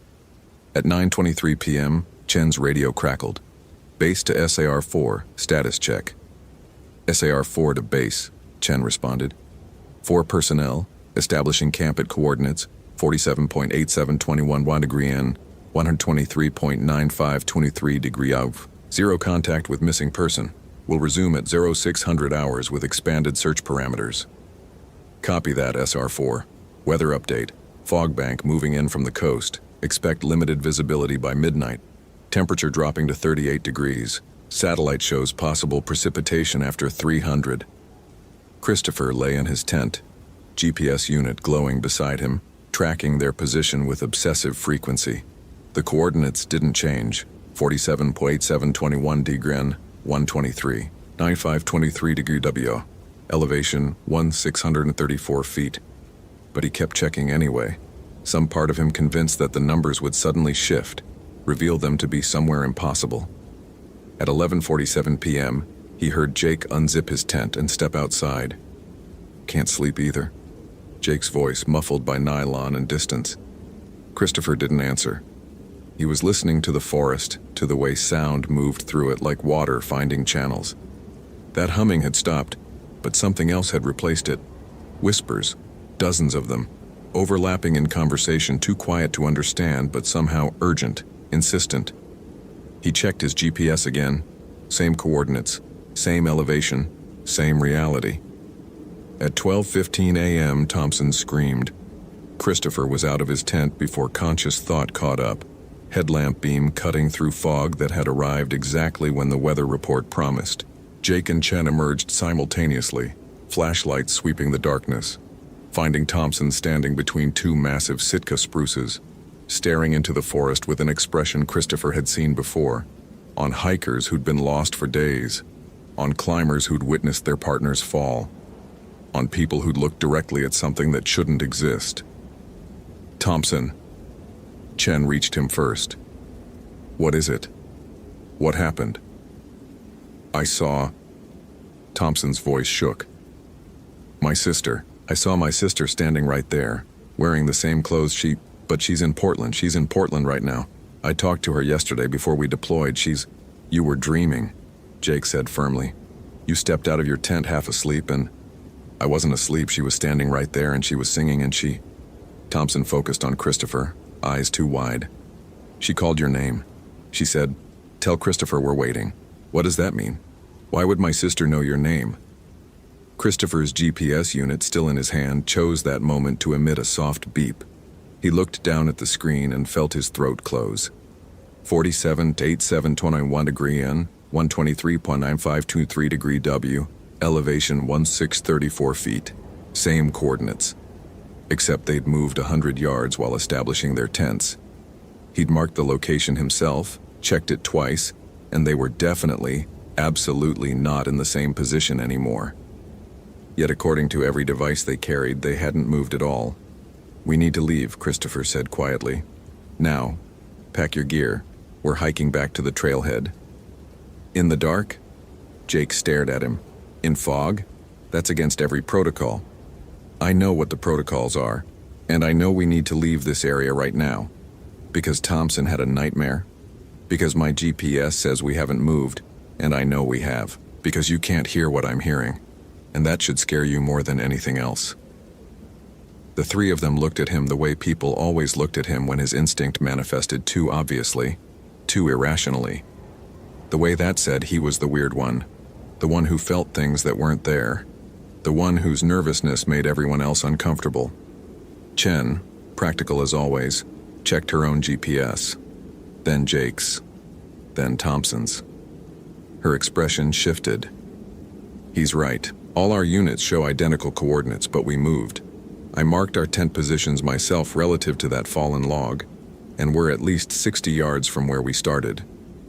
Equipment malfunction, Jake said, but his voice had lost its certainty. We're under heavy canopy. Signals get confused. The humming started again, and this time Christopher could see from their faces that they all heard it. Not just him anymore, all of them. Listening to a voice that rose from the fog itself, shaping words that shouldn't be possible. Christopher. Christopher Hayes. Your mother says to come home. Christopher, she's been waiting so long. Christopher, we're all waiting. Christopher, Ashley's here too. She wants to show you something. She found the way. Christopher, why won't you answer? It was using his voice now, his own voice, calling to himself from somewhere in the fog-shrouded darkness. Pack, he said again, and this time nobody argued. They broke camp in controlled chaos, stuffing gear into packs with efficiency born of training. But Christopher could feel it, the forest closing in, contracting around them like muscle tissue. The fog had become something solid, something with intent, and the trees seemed closer than they had been, their moss-covered branches reaching lower. At 1:03 a.m., they started back toward what should have been the trail. Christopher led, marking their path with reflective tape even though he knew, somehow knew, that the tape wouldn't be there if they needed to retrace these steps. Behind him, Jake maintained radio contact with base, though the transmissions had degraded into static that occasionally resolved into words. Copy. Coordinates unclear. Advise. Return at first. At 1:34 a.m., they passed the tree with the face carved in its bark. Christopher stopped, headlamp illuminating those hollow wooden eyes, that surprised mouth. The carvings below were still there. Not real, not real, not real.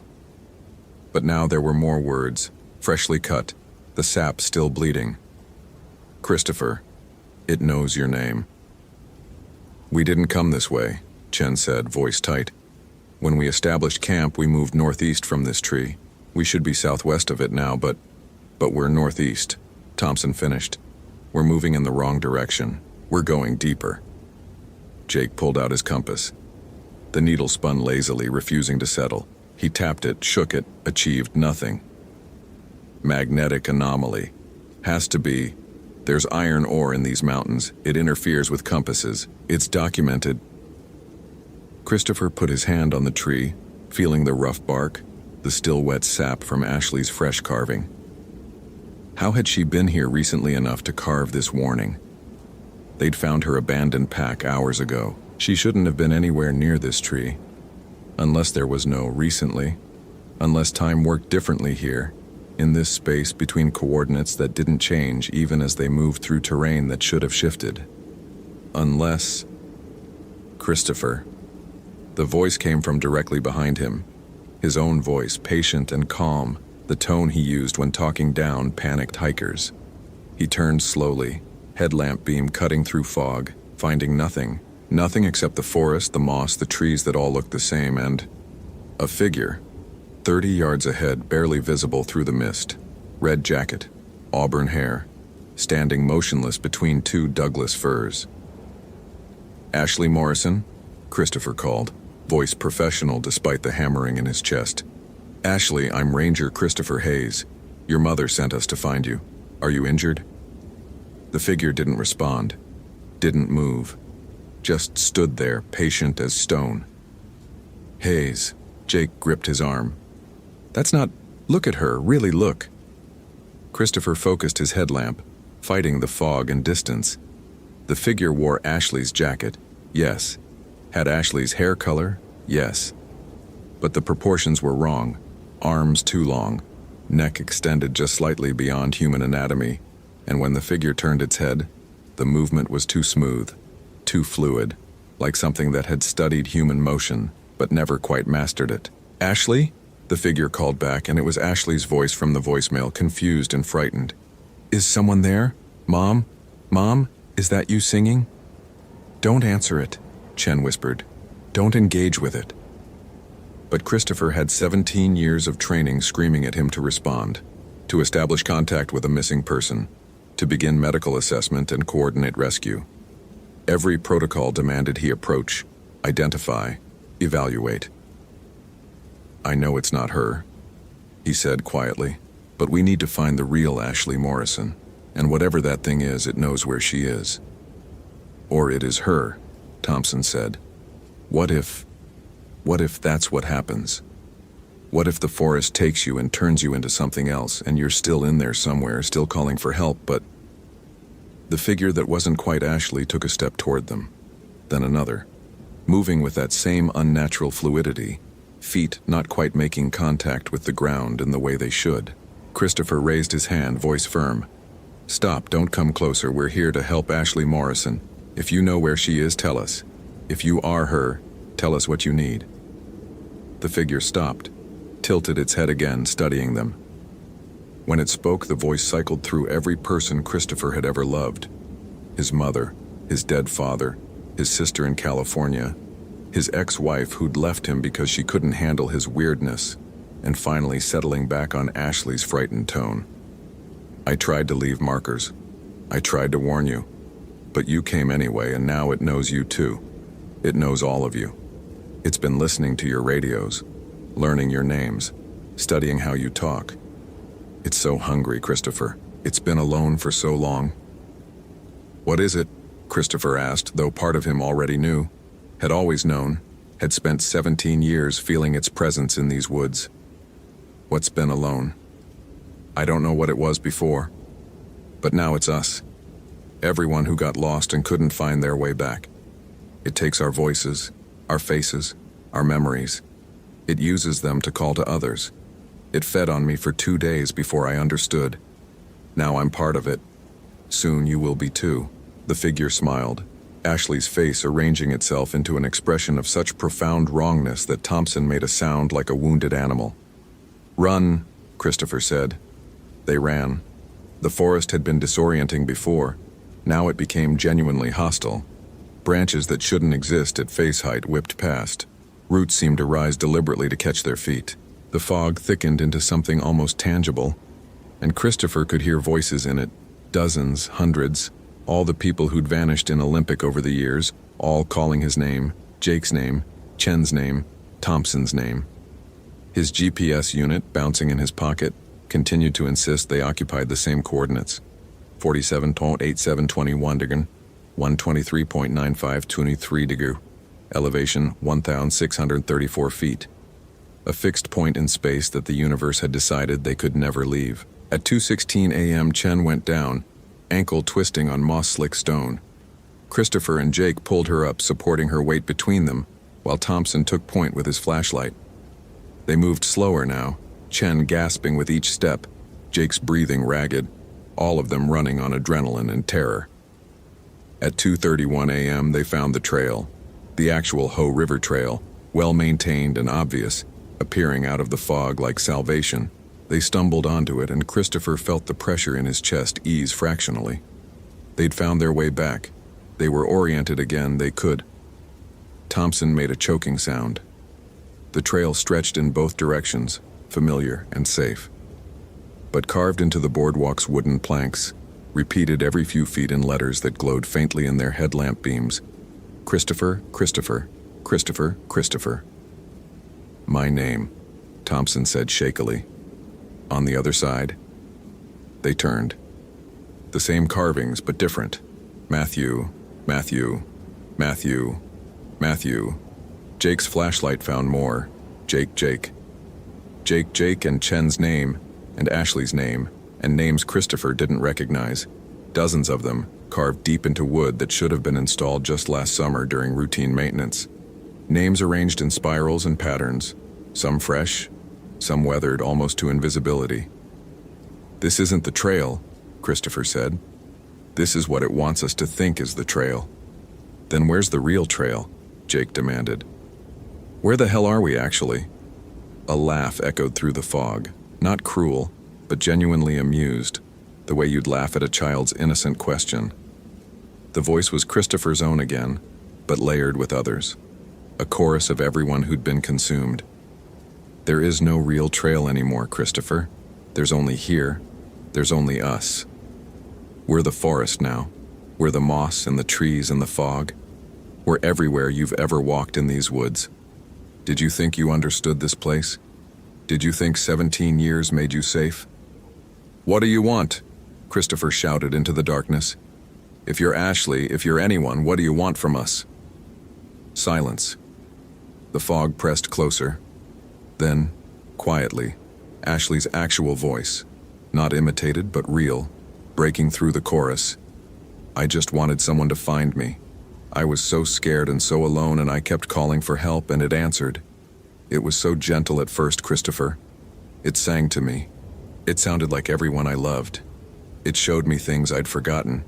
It made the fear go away. Where are you? He asked. The real you. Where's your body, Ashley? I don't remember having a body. I remember being cold and then warm. I remember the moss was so soft. I remember sinking into it like sleep. It didn't hurt. Christopher, it doesn't hurt anymore. Chen's fingers dug into his arm. Hayes, my GPS just updated. Look at the coordinates. He pulled out his unit. The numbers had finally changed. 47.8721 degree N, 123.9523 degree W, elevation 1,634 feet, bearing north toward coordinates 47.8721 degree N, 123.9523 degree W, elevation 1,634 feet. The destination and current position were identical. They were being guided toward themselves. A closed loop in space that should be impossible. But here, in this forest where GPS signals died and compasses spun uselessly, where fog became entity and entity became forest, impossible had become the only option left. We need to find the real Ashley Morrison, Christopher said, voice steady through force of will alone. Her actual body. If we can recover her remains, if we can give her mother closure, maybe that breaks this. Maybe that's what it wants. Or maybe, Jake said, maybe we become 4 more voices in the fog. 4 more names carved in phantom boardwalks. 4 more rangers who went into Olympic and never came back. Christopher thought about his 17 years here, about the sensation in his chest that had never been anxiety or instinct but recognition. He'd been feeling this entity the entire time, brushing against its hunger, its loneliness, its desperate need to not be alone anymore in the vast indifference of old-growth forest. He'd been marked since his first day on this job, maybe since childhood in his mother's cabin, maybe since birth. Then at least we'll be together, he said quietly. At least it won't be hungry anymore. He started walking into the fog, following the voice that wore Ashley's face, and after a moment, after Jake swore and Thompson prayed and Chen adjusted her injured ankle, they followed. The entity led them deeper, not north or south or any direction that mattered, but inward, into the heart of something that had no physical existence on any map. The fog became luminous, lit from within by foxfire and phosphorescence, and the trees transformed into cathedral pillars, and the moss glowed like living constellation. At 3:47 a.m. they found her. Ashley Morrison lay in a hollow between 2 fallen logs, covered almost completely in moss.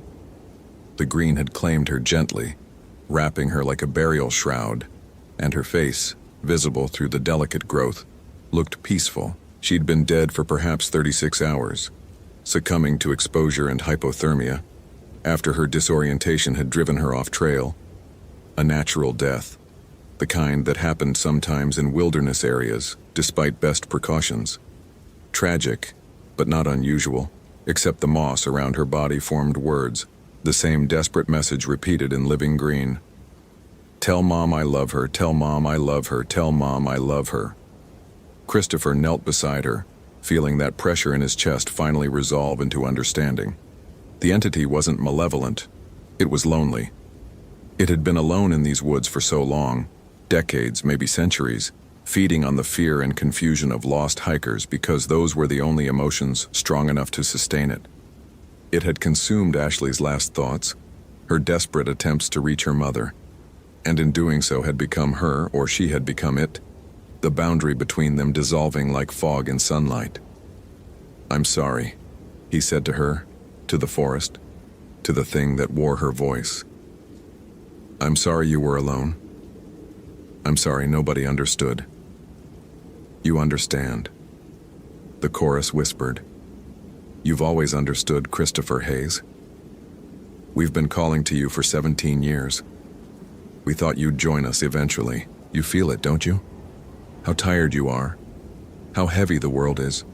How peaceful it would be to just sink into the moss, let us take the weight, become part of something ancient and vast and no longer alone. He did feel it. God help him, he felt it. The exhaustion of 17 years pretending his instincts were anxiety. The isolation of being the weird ranger who knew things he shouldn't. The weight of understanding that some questions didn't have answers, some disappearances didn't have explanations, and some forests contained things that predated human language. Behind him, Jake was on his radio, successfully reaching base now that they'd found what they were looking for. Confirmed deceased, recovery operation, coordinates, need helicopter at first light. But Christopher barely heard. He was looking at Ashley's face, peaceful in death, and seeing his own future reflected there. How easy it would be. How simple. Just lie down in the moss. Let the forest take him. Let his voice join the chorus that sang to lost hikers, finally belonging to something that understood. Hayes. Chen's hand on his shoulder, firm and real. We need to prepare her for transport. Can you help me? The simple question broke the spell. Christopher took a breath, actual air, clean and cold and sharp in his lungs, and nodded. Together, they carefully cleared the moss from Ashley's body, documenting everything for the investigation that would follow. Jake had established solid radio contact, was coordinating helicopter evacuation for first light. Thompson stood watch, pale but steady, keeping his flashlight trained on their work. At 4:32 a.m., as they waited for dawn, the forest released them. Christopher felt it like a physical sensation, the pressure in his chest dissipating, the fog thinning, the trees stepping back to normal distances. His GPS unit updated with new coordinates that made sense. 47.8654 degree on, 123.94 monoton degree dalmu, elevation 1,523 feet. Different from where they'd been. Real. Verifiable. The entity's voice faded to whisper, then to memory. We'll see you again, Christopher Hayes. You can't work these woods for 17 years without becoming part of them. You're ours. You've always been ours. But not today. Today you can go home. Take her home to her mother. Tell Diana we're sorry. Tell her Ashley's last thoughts were love. They airlifted Ashley Morrison's body out at 6:15 a.m., October sun burning away the last of the fog, revealing Olympic National Park in all its terrible beauty. The moss and the trees and the rivers that had witnessed this drama with the indifference of ancient things. The official report would cite death by exposure, complicated by acute disorientation, possibly caused by dehydration and sleep deprivation. Tragic, but unremarkable. Christopher Hayes stood at the tree line, watching the helicopter rise, and knew he'd be back in these woods tomorrow, and the day after, and for however many years remained until his own name joined the chorus, carved in phantom boardwalks, sung in fog that wasn't fog. He called Diana Morrison from the ranger station, delivered the news with as much grace as he could summon, told her that Ashley hadn't suffered, that her last message had been love. Didn't mention the other messages, the ones written in moss and carved in bark, the desperate attempts to warn others away from what she'd found. That night, alone in his cabin on the park's edge, Christopher listened to his mother's voice singing him to sleep. Actually listened, instead of pretending it was just memory, just grief, just his mind playing tricks. The song was beautiful. It always had been, and it promised that someday, when he was ready, the forest would welcome him home. In the morning, he'd mark the location where they'd found Ashley. He'd update the trail maps. He'd file his report, and he'd know, with absolute certainty, that the coordinates were wrong, that the maps were lies, that somewhere in the heart of Olympic National Park existed a place with no fixed position, where lost things gathered, and where something ancient and hungry and desperately lonely sang to anyone who could hear. He'd know, and he'd go back anyway, because that's what 17 years had made him. Not brave, not fearless, but aware. And awareness was its own kind of curse. The moss glowed outside his window, phosphorescent and beautiful, spelling out words only he could read. Thank you. We'll be waiting. We're always waiting. Christopher Hayes closed his eyes and let the singing take him to sleep. Thank you for reading to the end. If you enjoyed this narrative, please consider following for more engaging stories. What's your interpretation of Ashley's fate? Was it natural tragedy, supernatural consumption, or something in between? I'd love to read your theories in the comments.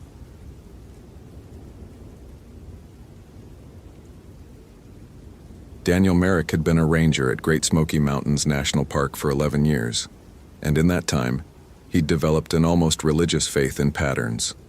Weather patterns, animal behavior patterns, hiker patterns. Everything in nature followed rules, even if those rules were complex. People got lost because they ignored patterns. They left marked trails. They hiked alone without proper gear. They underestimated distances. Every disappearance he'd ever worked had a rational explanation, even if that explanation was sometimes tragic. So when the call came in about Ashley Morrison, a 24-year-old solo hiker who'd failed to check in at Clingman's Dome after 3 days, Daniel approached it the way he approached everything. Methodically, logically, without drama. He sat in the ranger station near Newfound Gap, studying the topographical map spread across his desk while his partner, Tom Yeager, paced behind him with a fresh cup of coffee going cold in his hand. She was experienced, Tom said, reading from the report for the 3rd time. 3 years hiking experience, proper gear, filed a complete itinerary. Last confirmed sighting was at the Alum Cave Trail parking area, heading up toward Mount LeConte. Daniel traced the route with his finger, calculating distances and elevation gains automatically. That's a full day's hike to LeConte Lodge if you're taking it easy. She should have made it there by nightfall on day 1, spent the night, then continued to Clingman's Dome the next day. He tapped the map. The lodge confirms she never checked in. No one there remembers seeing her. Could have decided to camp instead. Possible. Daniel leaned back in his chair, the old springs creaking. Outside the station windows, late October fog pressed against the glass like something alive. The Smokies were living up to their name today. But she would have known that section. Anyone with 3 years of experience knows those trails. If she got into trouble, where? Tom finally set down his coffee.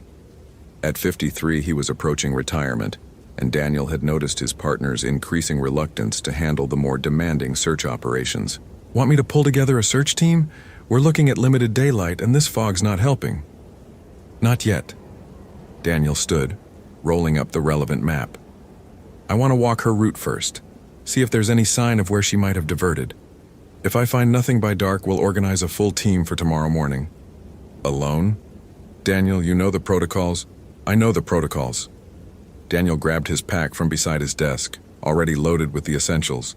And I know that if she's injured somewhere off trail, every hour matters. I can cover more ground faster alone than with a group of volunteers stumbling through the underbrush.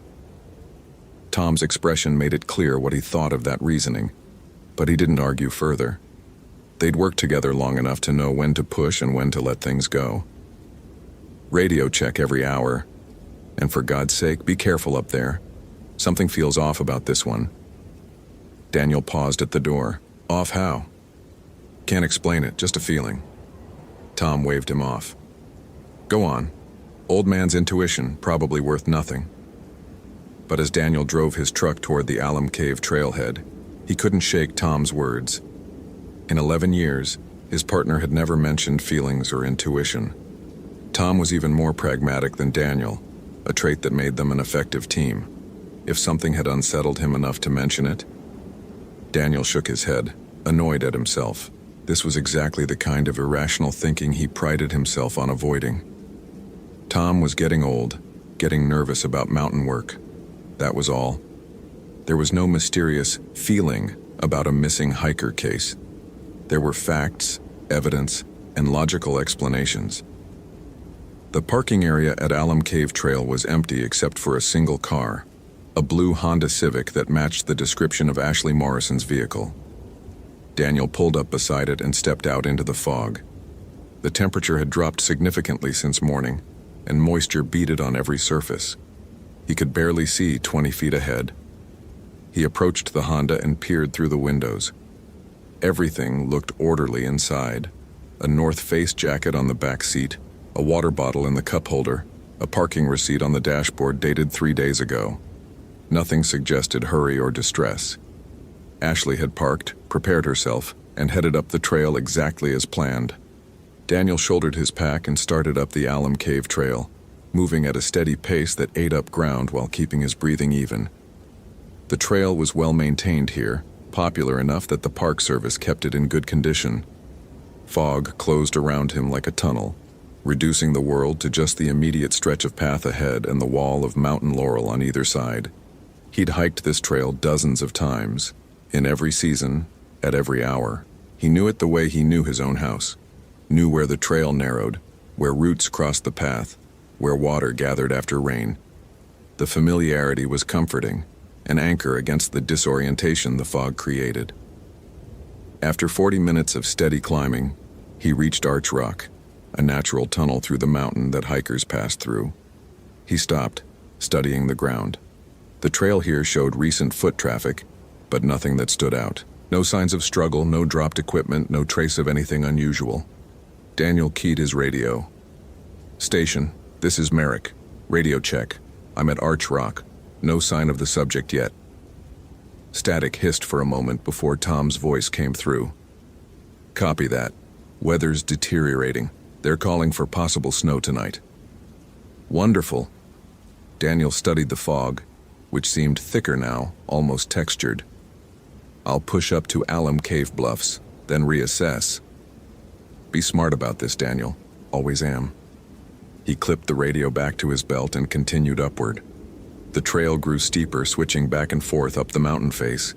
His legs burned pleasantly with the exertion, and he fell into the rhythm of climbing, his mind emptying of everything except the immediate physical challenge. This was when he did his best thinking, when he wasn't actively thinking at all, when his subconscious could work through problems while his body handled the mechanical task of putting one foot in front of the other. Which is why he almost missed it.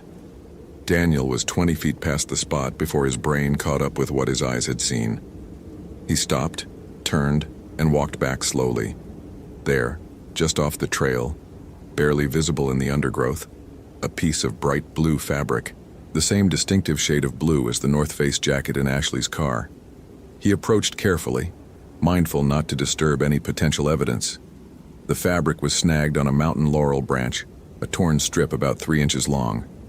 Daniel pulled a plastic evidence bag from his pack and carefully removed the fabric, sealing it inside. He studied the area around the branch. The undergrowth was thick here, nearly impenetrable. But there, yes, there was a narrow gap, barely visible. Not a trail exactly, but a space where someone could push through if they were determined or desperate. Daniel pulled out his flashlight and shone it into the gap. The beam caught on more disturbed vegetation, branches bent at odd angles, leaves scraped away. Someone had definitely come this way, and recently. But why? The main trail was clear, well marked. There was no reason to leave it here, no obvious attraction in that direction. He pulled out his map and compass, orienting himself. If someone followed that path, they'd be heading roughly northeast, away from Mount LeConte, away from any established trails or destinations. Toward nothing. Daniel keyed his radio again. "Tom, I've got evidence that the subject may have left the main trail. I'm going to follow the trail for a short distance, see if I can determine her direction of travel." The response came back garbled with static. "Careful, ridge is..." The signal cut out entirely. Daniel tried again. "Station, do you copy?" Nothing but white noise. He checked his radio. It was functioning normally, but this close to the ridge with the fog and the terrain, signals could be unpredictable. He'd be back in range once he climbed higher or descended. He looked at his watch. 2:47 p.m. He had maybe 3 hours of useful daylight left, less in this fog. The smart thing would be to mark the location, head back, and return tomorrow with a full team. That's what the protocol said. That's what Tom would tell him to do. But if Ashley was injured somewhere in that direction, 3 hours might make the difference. And Daniel had never been one to let protocols override common sense when a life might be at stake. He pushed into the gap in the undergrowth. The going was immediately harder. Mountain laurel clutched at his pack, branches scraped his face, and the ground was treacherous with hidden roots and loose stones. But the path of disturbed vegetation continued ahead of him, unmistakable once you knew what to look for. Someone had definitely come this way, moving with purpose, pushing through obstacles that should have turned them back. After 50 yards, the vegetation opened up slightly, transitioning to older growth forest. The trees here were massive oaks and hickories, their canopies so dense that even in late October, they created a twilight gloom beneath. The fog seemed thicker here too, pressing close with an almost physical weight. Daniel paused, breathing hard, and listened. The forest was silent. Not the peaceful silence of a winter day, but something else, an absence. No bird calls, no rustle of small animals in the leaves, no buzz of insects. Just his own breathing and the soft drip of moisture from the trees. He pulled out his compass to check his bearing and frowned. The needle was spinning slowly, unable to settle on north. He tapped the casing. Sometimes moisture could affect the mechanism, or nearby ore deposits could create magnetic anomalies. He'd encountered it before in the Smokies. Still, it was unsettling to be without that particular tool. The disturbed vegetation continued ahead, though, so he followed it, marking his trail as he went with small strips of orange surveyor's tape tied to branches. Whatever had happened to Ashley, he wouldn't let himself become another search target. The forest began to change. The trees grew more gnarled, their bark dark and deeply furrowed. Some showed signs of disease, blackened patches, dead branches, strange fungal growths. The ground became rockier, with outcroppings of dark stone pushing through the soil like bones through skin. And then he saw the first marking. It was carved into the bark of a large oak, about chest height, a symbol that looked vaguely like a bird, but wrong somehow, the proportions distorted, the wings too angular. The carving was old, the bark having grown around its edges, but it had been deliberately cut deep enough to remain visible. Daniel photographed it with his digital camera, the flash harsh in the gloom. He'd seen historical carvings before, settler markings, survey benchmarks, even old Cherokee symbols left by the indigenous people who'd lived here before the Trail of Tears. But this didn't match anything he recognized. He found 3 more similar carvings in the next 100 yards, each on a different tree, each showing variations of the same angular bird design. They seemed to mark a path, though to where, he couldn't tell. The rational part of his brain tried to categorize what he was seeing. Historical markers, certainly. Probably Cherokee from their presence in these mountains before the 1830s.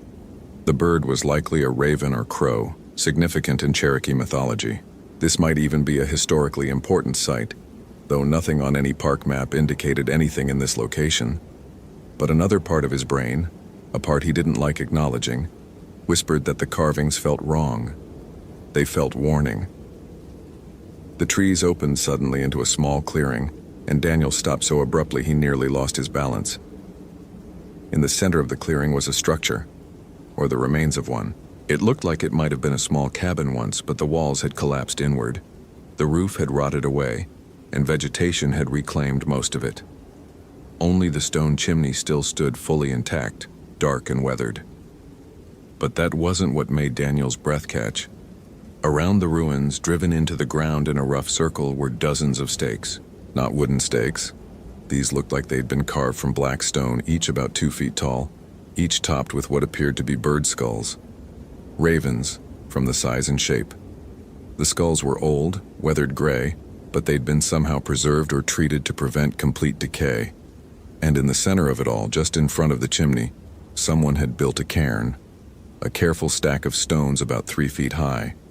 Resting on top of the cairn was a bright blue North Face jacket, Ashley's jacket. Daniel approached slowly, every sense on high alert.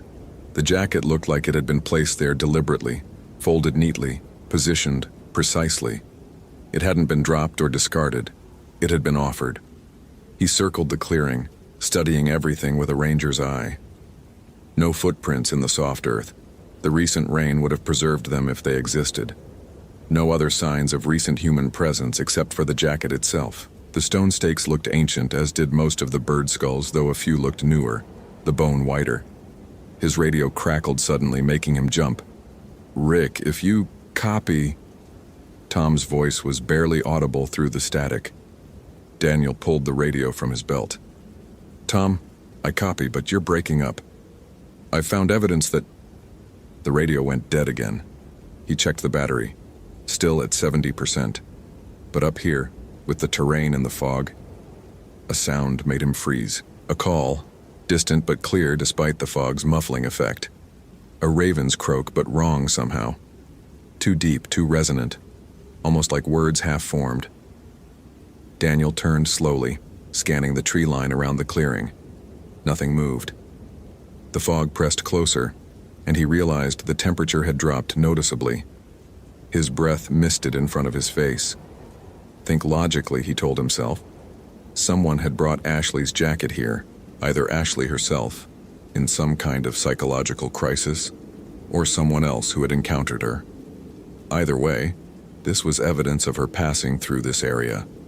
He needed to document everything, then get back to the station and organize a proper search of the surrounding area.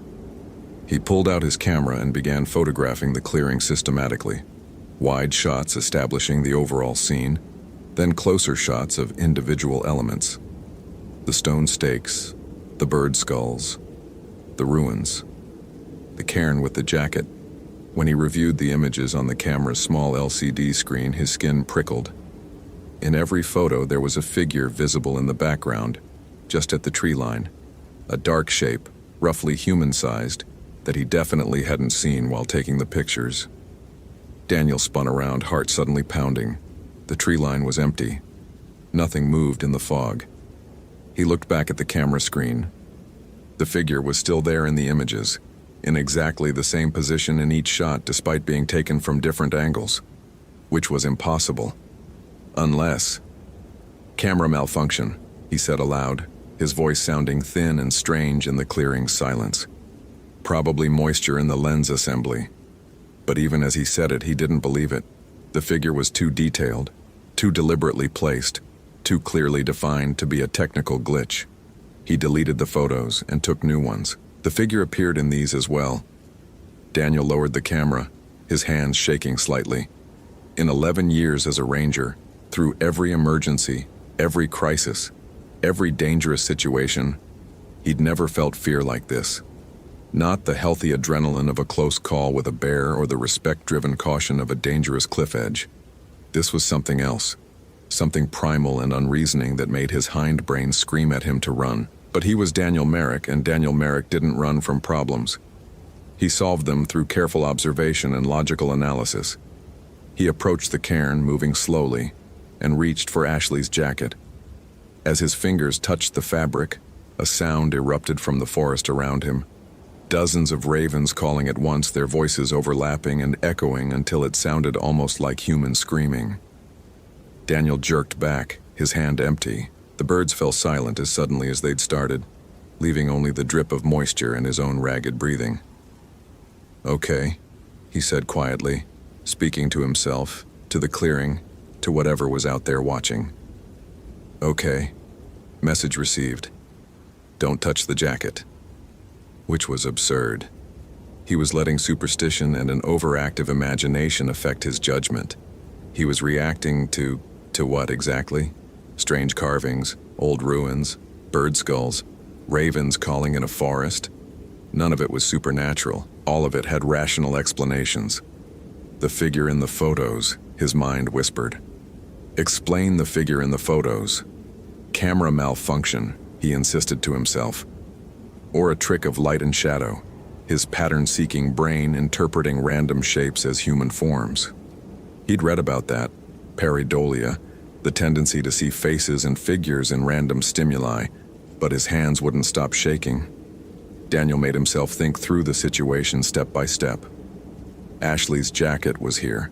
That meant Ashley had been here, or someone who'd encountered Ashley had been here.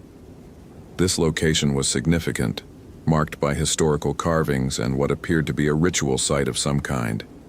The carvings were likely Cherokee, which meant this place might have cultural or spiritual importance. And Cherokee traditions. Daniel had read some of the literature during his training, the Park Service materials about respecting indigenous cultural sites. He remembered mentions of places considered sacred or dangerous, locations where old ceremonies had been performed, areas the Cherokee had avoided or approached only with proper rituals, places where the Nunnehi were said to dwell. The Nunnehi, the immortals, the spirit people of Cherokee tradition. Beings who could appear as human or vanish like smoke, who lived in their own villages inside mountains, who sometimes helped lost travelers but more often led them astray, and associated with them, the darker legends, the raven mockers, witches who took the form of ravens and fed on the life force of the dying, whose cries sounded almost human. Folklore, stories, cultural traditions passed down through generations but not. The camera with its impossible figure sat heavy in Daniel's pack. The raven calls that had sounded like screaming echoed in his memory. The absolute silence of the forest pressed against his ears. Not real, he told himself firmly. None of it was real. There were explanations for everything if he just stayed calm and thought it through. But it was getting dark. The fog was thickening, and he was at least 90 minutes from the main trail, in terrain he didn't know, with a radio that wouldn't connect. Daniel made a decision. He would mark this location with multiple tape markers, note its position as precisely as possible without a working compass, and return to the station. Tomorrow he'd bring a full team, proper equipment, and enough people that there would be safety in numbers and witnesses to whatever was happening here. It was the logical choice, the smart choice. He was turning to leave when he saw her. Ashley Morrison stood at the edge of the clearing, exactly where the figure had appeared in his photos. She looked intact, unhurt, her hiking clothes dirty but not torn. Her face was pale, her eyes dark and wide, and she was staring directly at him. Relief flooded through Daniel so powerfully his knees almost buckled. Ashley Morrison. He started toward her. I'm Ranger Merrick. I'm here to help you. Are you hurt? She didn't respond, didn't move, just stood there watching him with those dark, wide eyes. Daniel slowed his approach, Ranger training kicking in. Possible hypothermia, shock, trauma. Ashley, can you hear me? I need you to talk to me. Tell me if you're injured. She opened her mouth, and a raven's croak came out. Daniel stopped dead. The sound had definitely come from her. He'd seen her lips move, seen her throat work. But the sound was wrong, was impossible, was... Ashley's form flickered, like a television losing signal. For just a moment he saw something else where she stood. Something taller, thinner, with too many joints in its limbs and a face that was not a face. Then she was back, solid and real and staring at him. No, Daniel said, his voice hoarse. No, you're not... She took a step toward him, then another. Her movements were wrong, too smooth, like something was pulling her across the ground rather than her walking. The fog swirled around her unnaturally, and when she passed one of the stone stakes, the bird skull on top rotated to follow her movement with a soft grinding sound. Daniel backed away, his rational mind screaming that this couldn't be happening, that there had to be an explanation. Even as his body made the decision for him and turned and ran, he crashed back into the forest, his earlier careful trail marking forgotten, his only thought to put distance between himself and whatever that thing was. Branches whipped his face, roots grabbed at his feet. The fog closed around him like a living thing, and he couldn't see more than a few feet ahead. Behind him, he heard it following, not running. It didn't need to run. It moved through the forest with impossible ease, branches that had blocked Daniel's path seeming to part for it, the ground that had been treacherous for him apparently smooth and level for its pursuit. And it was laughing. The sound came from everywhere and nowhere, a horrible mix of human amusement and raven cries that made his ears ache. Daniel's foot caught on a root and he went down hard, the impact driving the air from his lungs. He rolled onto his back, gasping, and saw it standing over him. Ashley's face looked down at him, but the eyes were wrong, too dark, too deep, like looking into empty wells. When she smiled, there were too many teeth, all of them sharp. Why? The word came out as a croak. Daniel's throat tight with terror. What do you want? Want? The voice was Ashley's but layered with other sounds. Wind through trees, raven calls, something that might have been words in a language he didn't know. Want is for those who lack. We are. We have always been. We will always be. Where's Ashley? The real Ashley. The thing wearing Ashley's face tilted its head at an angle no human neck could achieve. She walks with the Nunnehi now. She called to them, did you know? Walked right off your precious path, following voices only she could hear. She wanted to see them, to meet them, to believe in something beyond your world of maps and measurements. It leaned closer. They showed her. Now she sees forever. Lucky girl. That's not... People don't just... Daniel was scrambling backward, still on the ground, his ranger training completely inadequate for this situation. Let me go, please. Go? The thing laughed again, that terrible blend of human and raven. You came here. You followed her path. You touched the offerings. You photographed the sacred circle. And you... It pointed one too long finger at him. You don't believe. Even now, with me standing over you, you're searching for explanations. Hallucination, stress, carbon monoxide from some natural gas pocket. Anything but the truth. It was right. Even terrified, even staring at something impossible, part of Daniel's brain was still trying to categorize, to rationalize, to fit this into some framework that made sense. The truth, the thing continued, is that this mountain is old. Older than your government, older than your park, older than the name Cherokee or any human name. And it remembers. The Nunnehi remember. The Raven Mockers remember. We remember the days when humans knew to respect the boundaries, to leave offerings, to stay on the paths. I'll leave, Daniel managed. I'll mark this whole area as restricted, sacred cultural site. No one will come here again. No. The thing's smile widened impossibly. You'll do better than that. You'll remember. You'll carry the knowledge with you. And whenever you look at your maps, whenever you plan your trails, whenever you think you understand these mountains, it leaned down until its face was inches from his. You'll know that you don't. You'll know that there are places your science can't chart, dangers your logic can't prevent, forces your rational mind can't comprehend.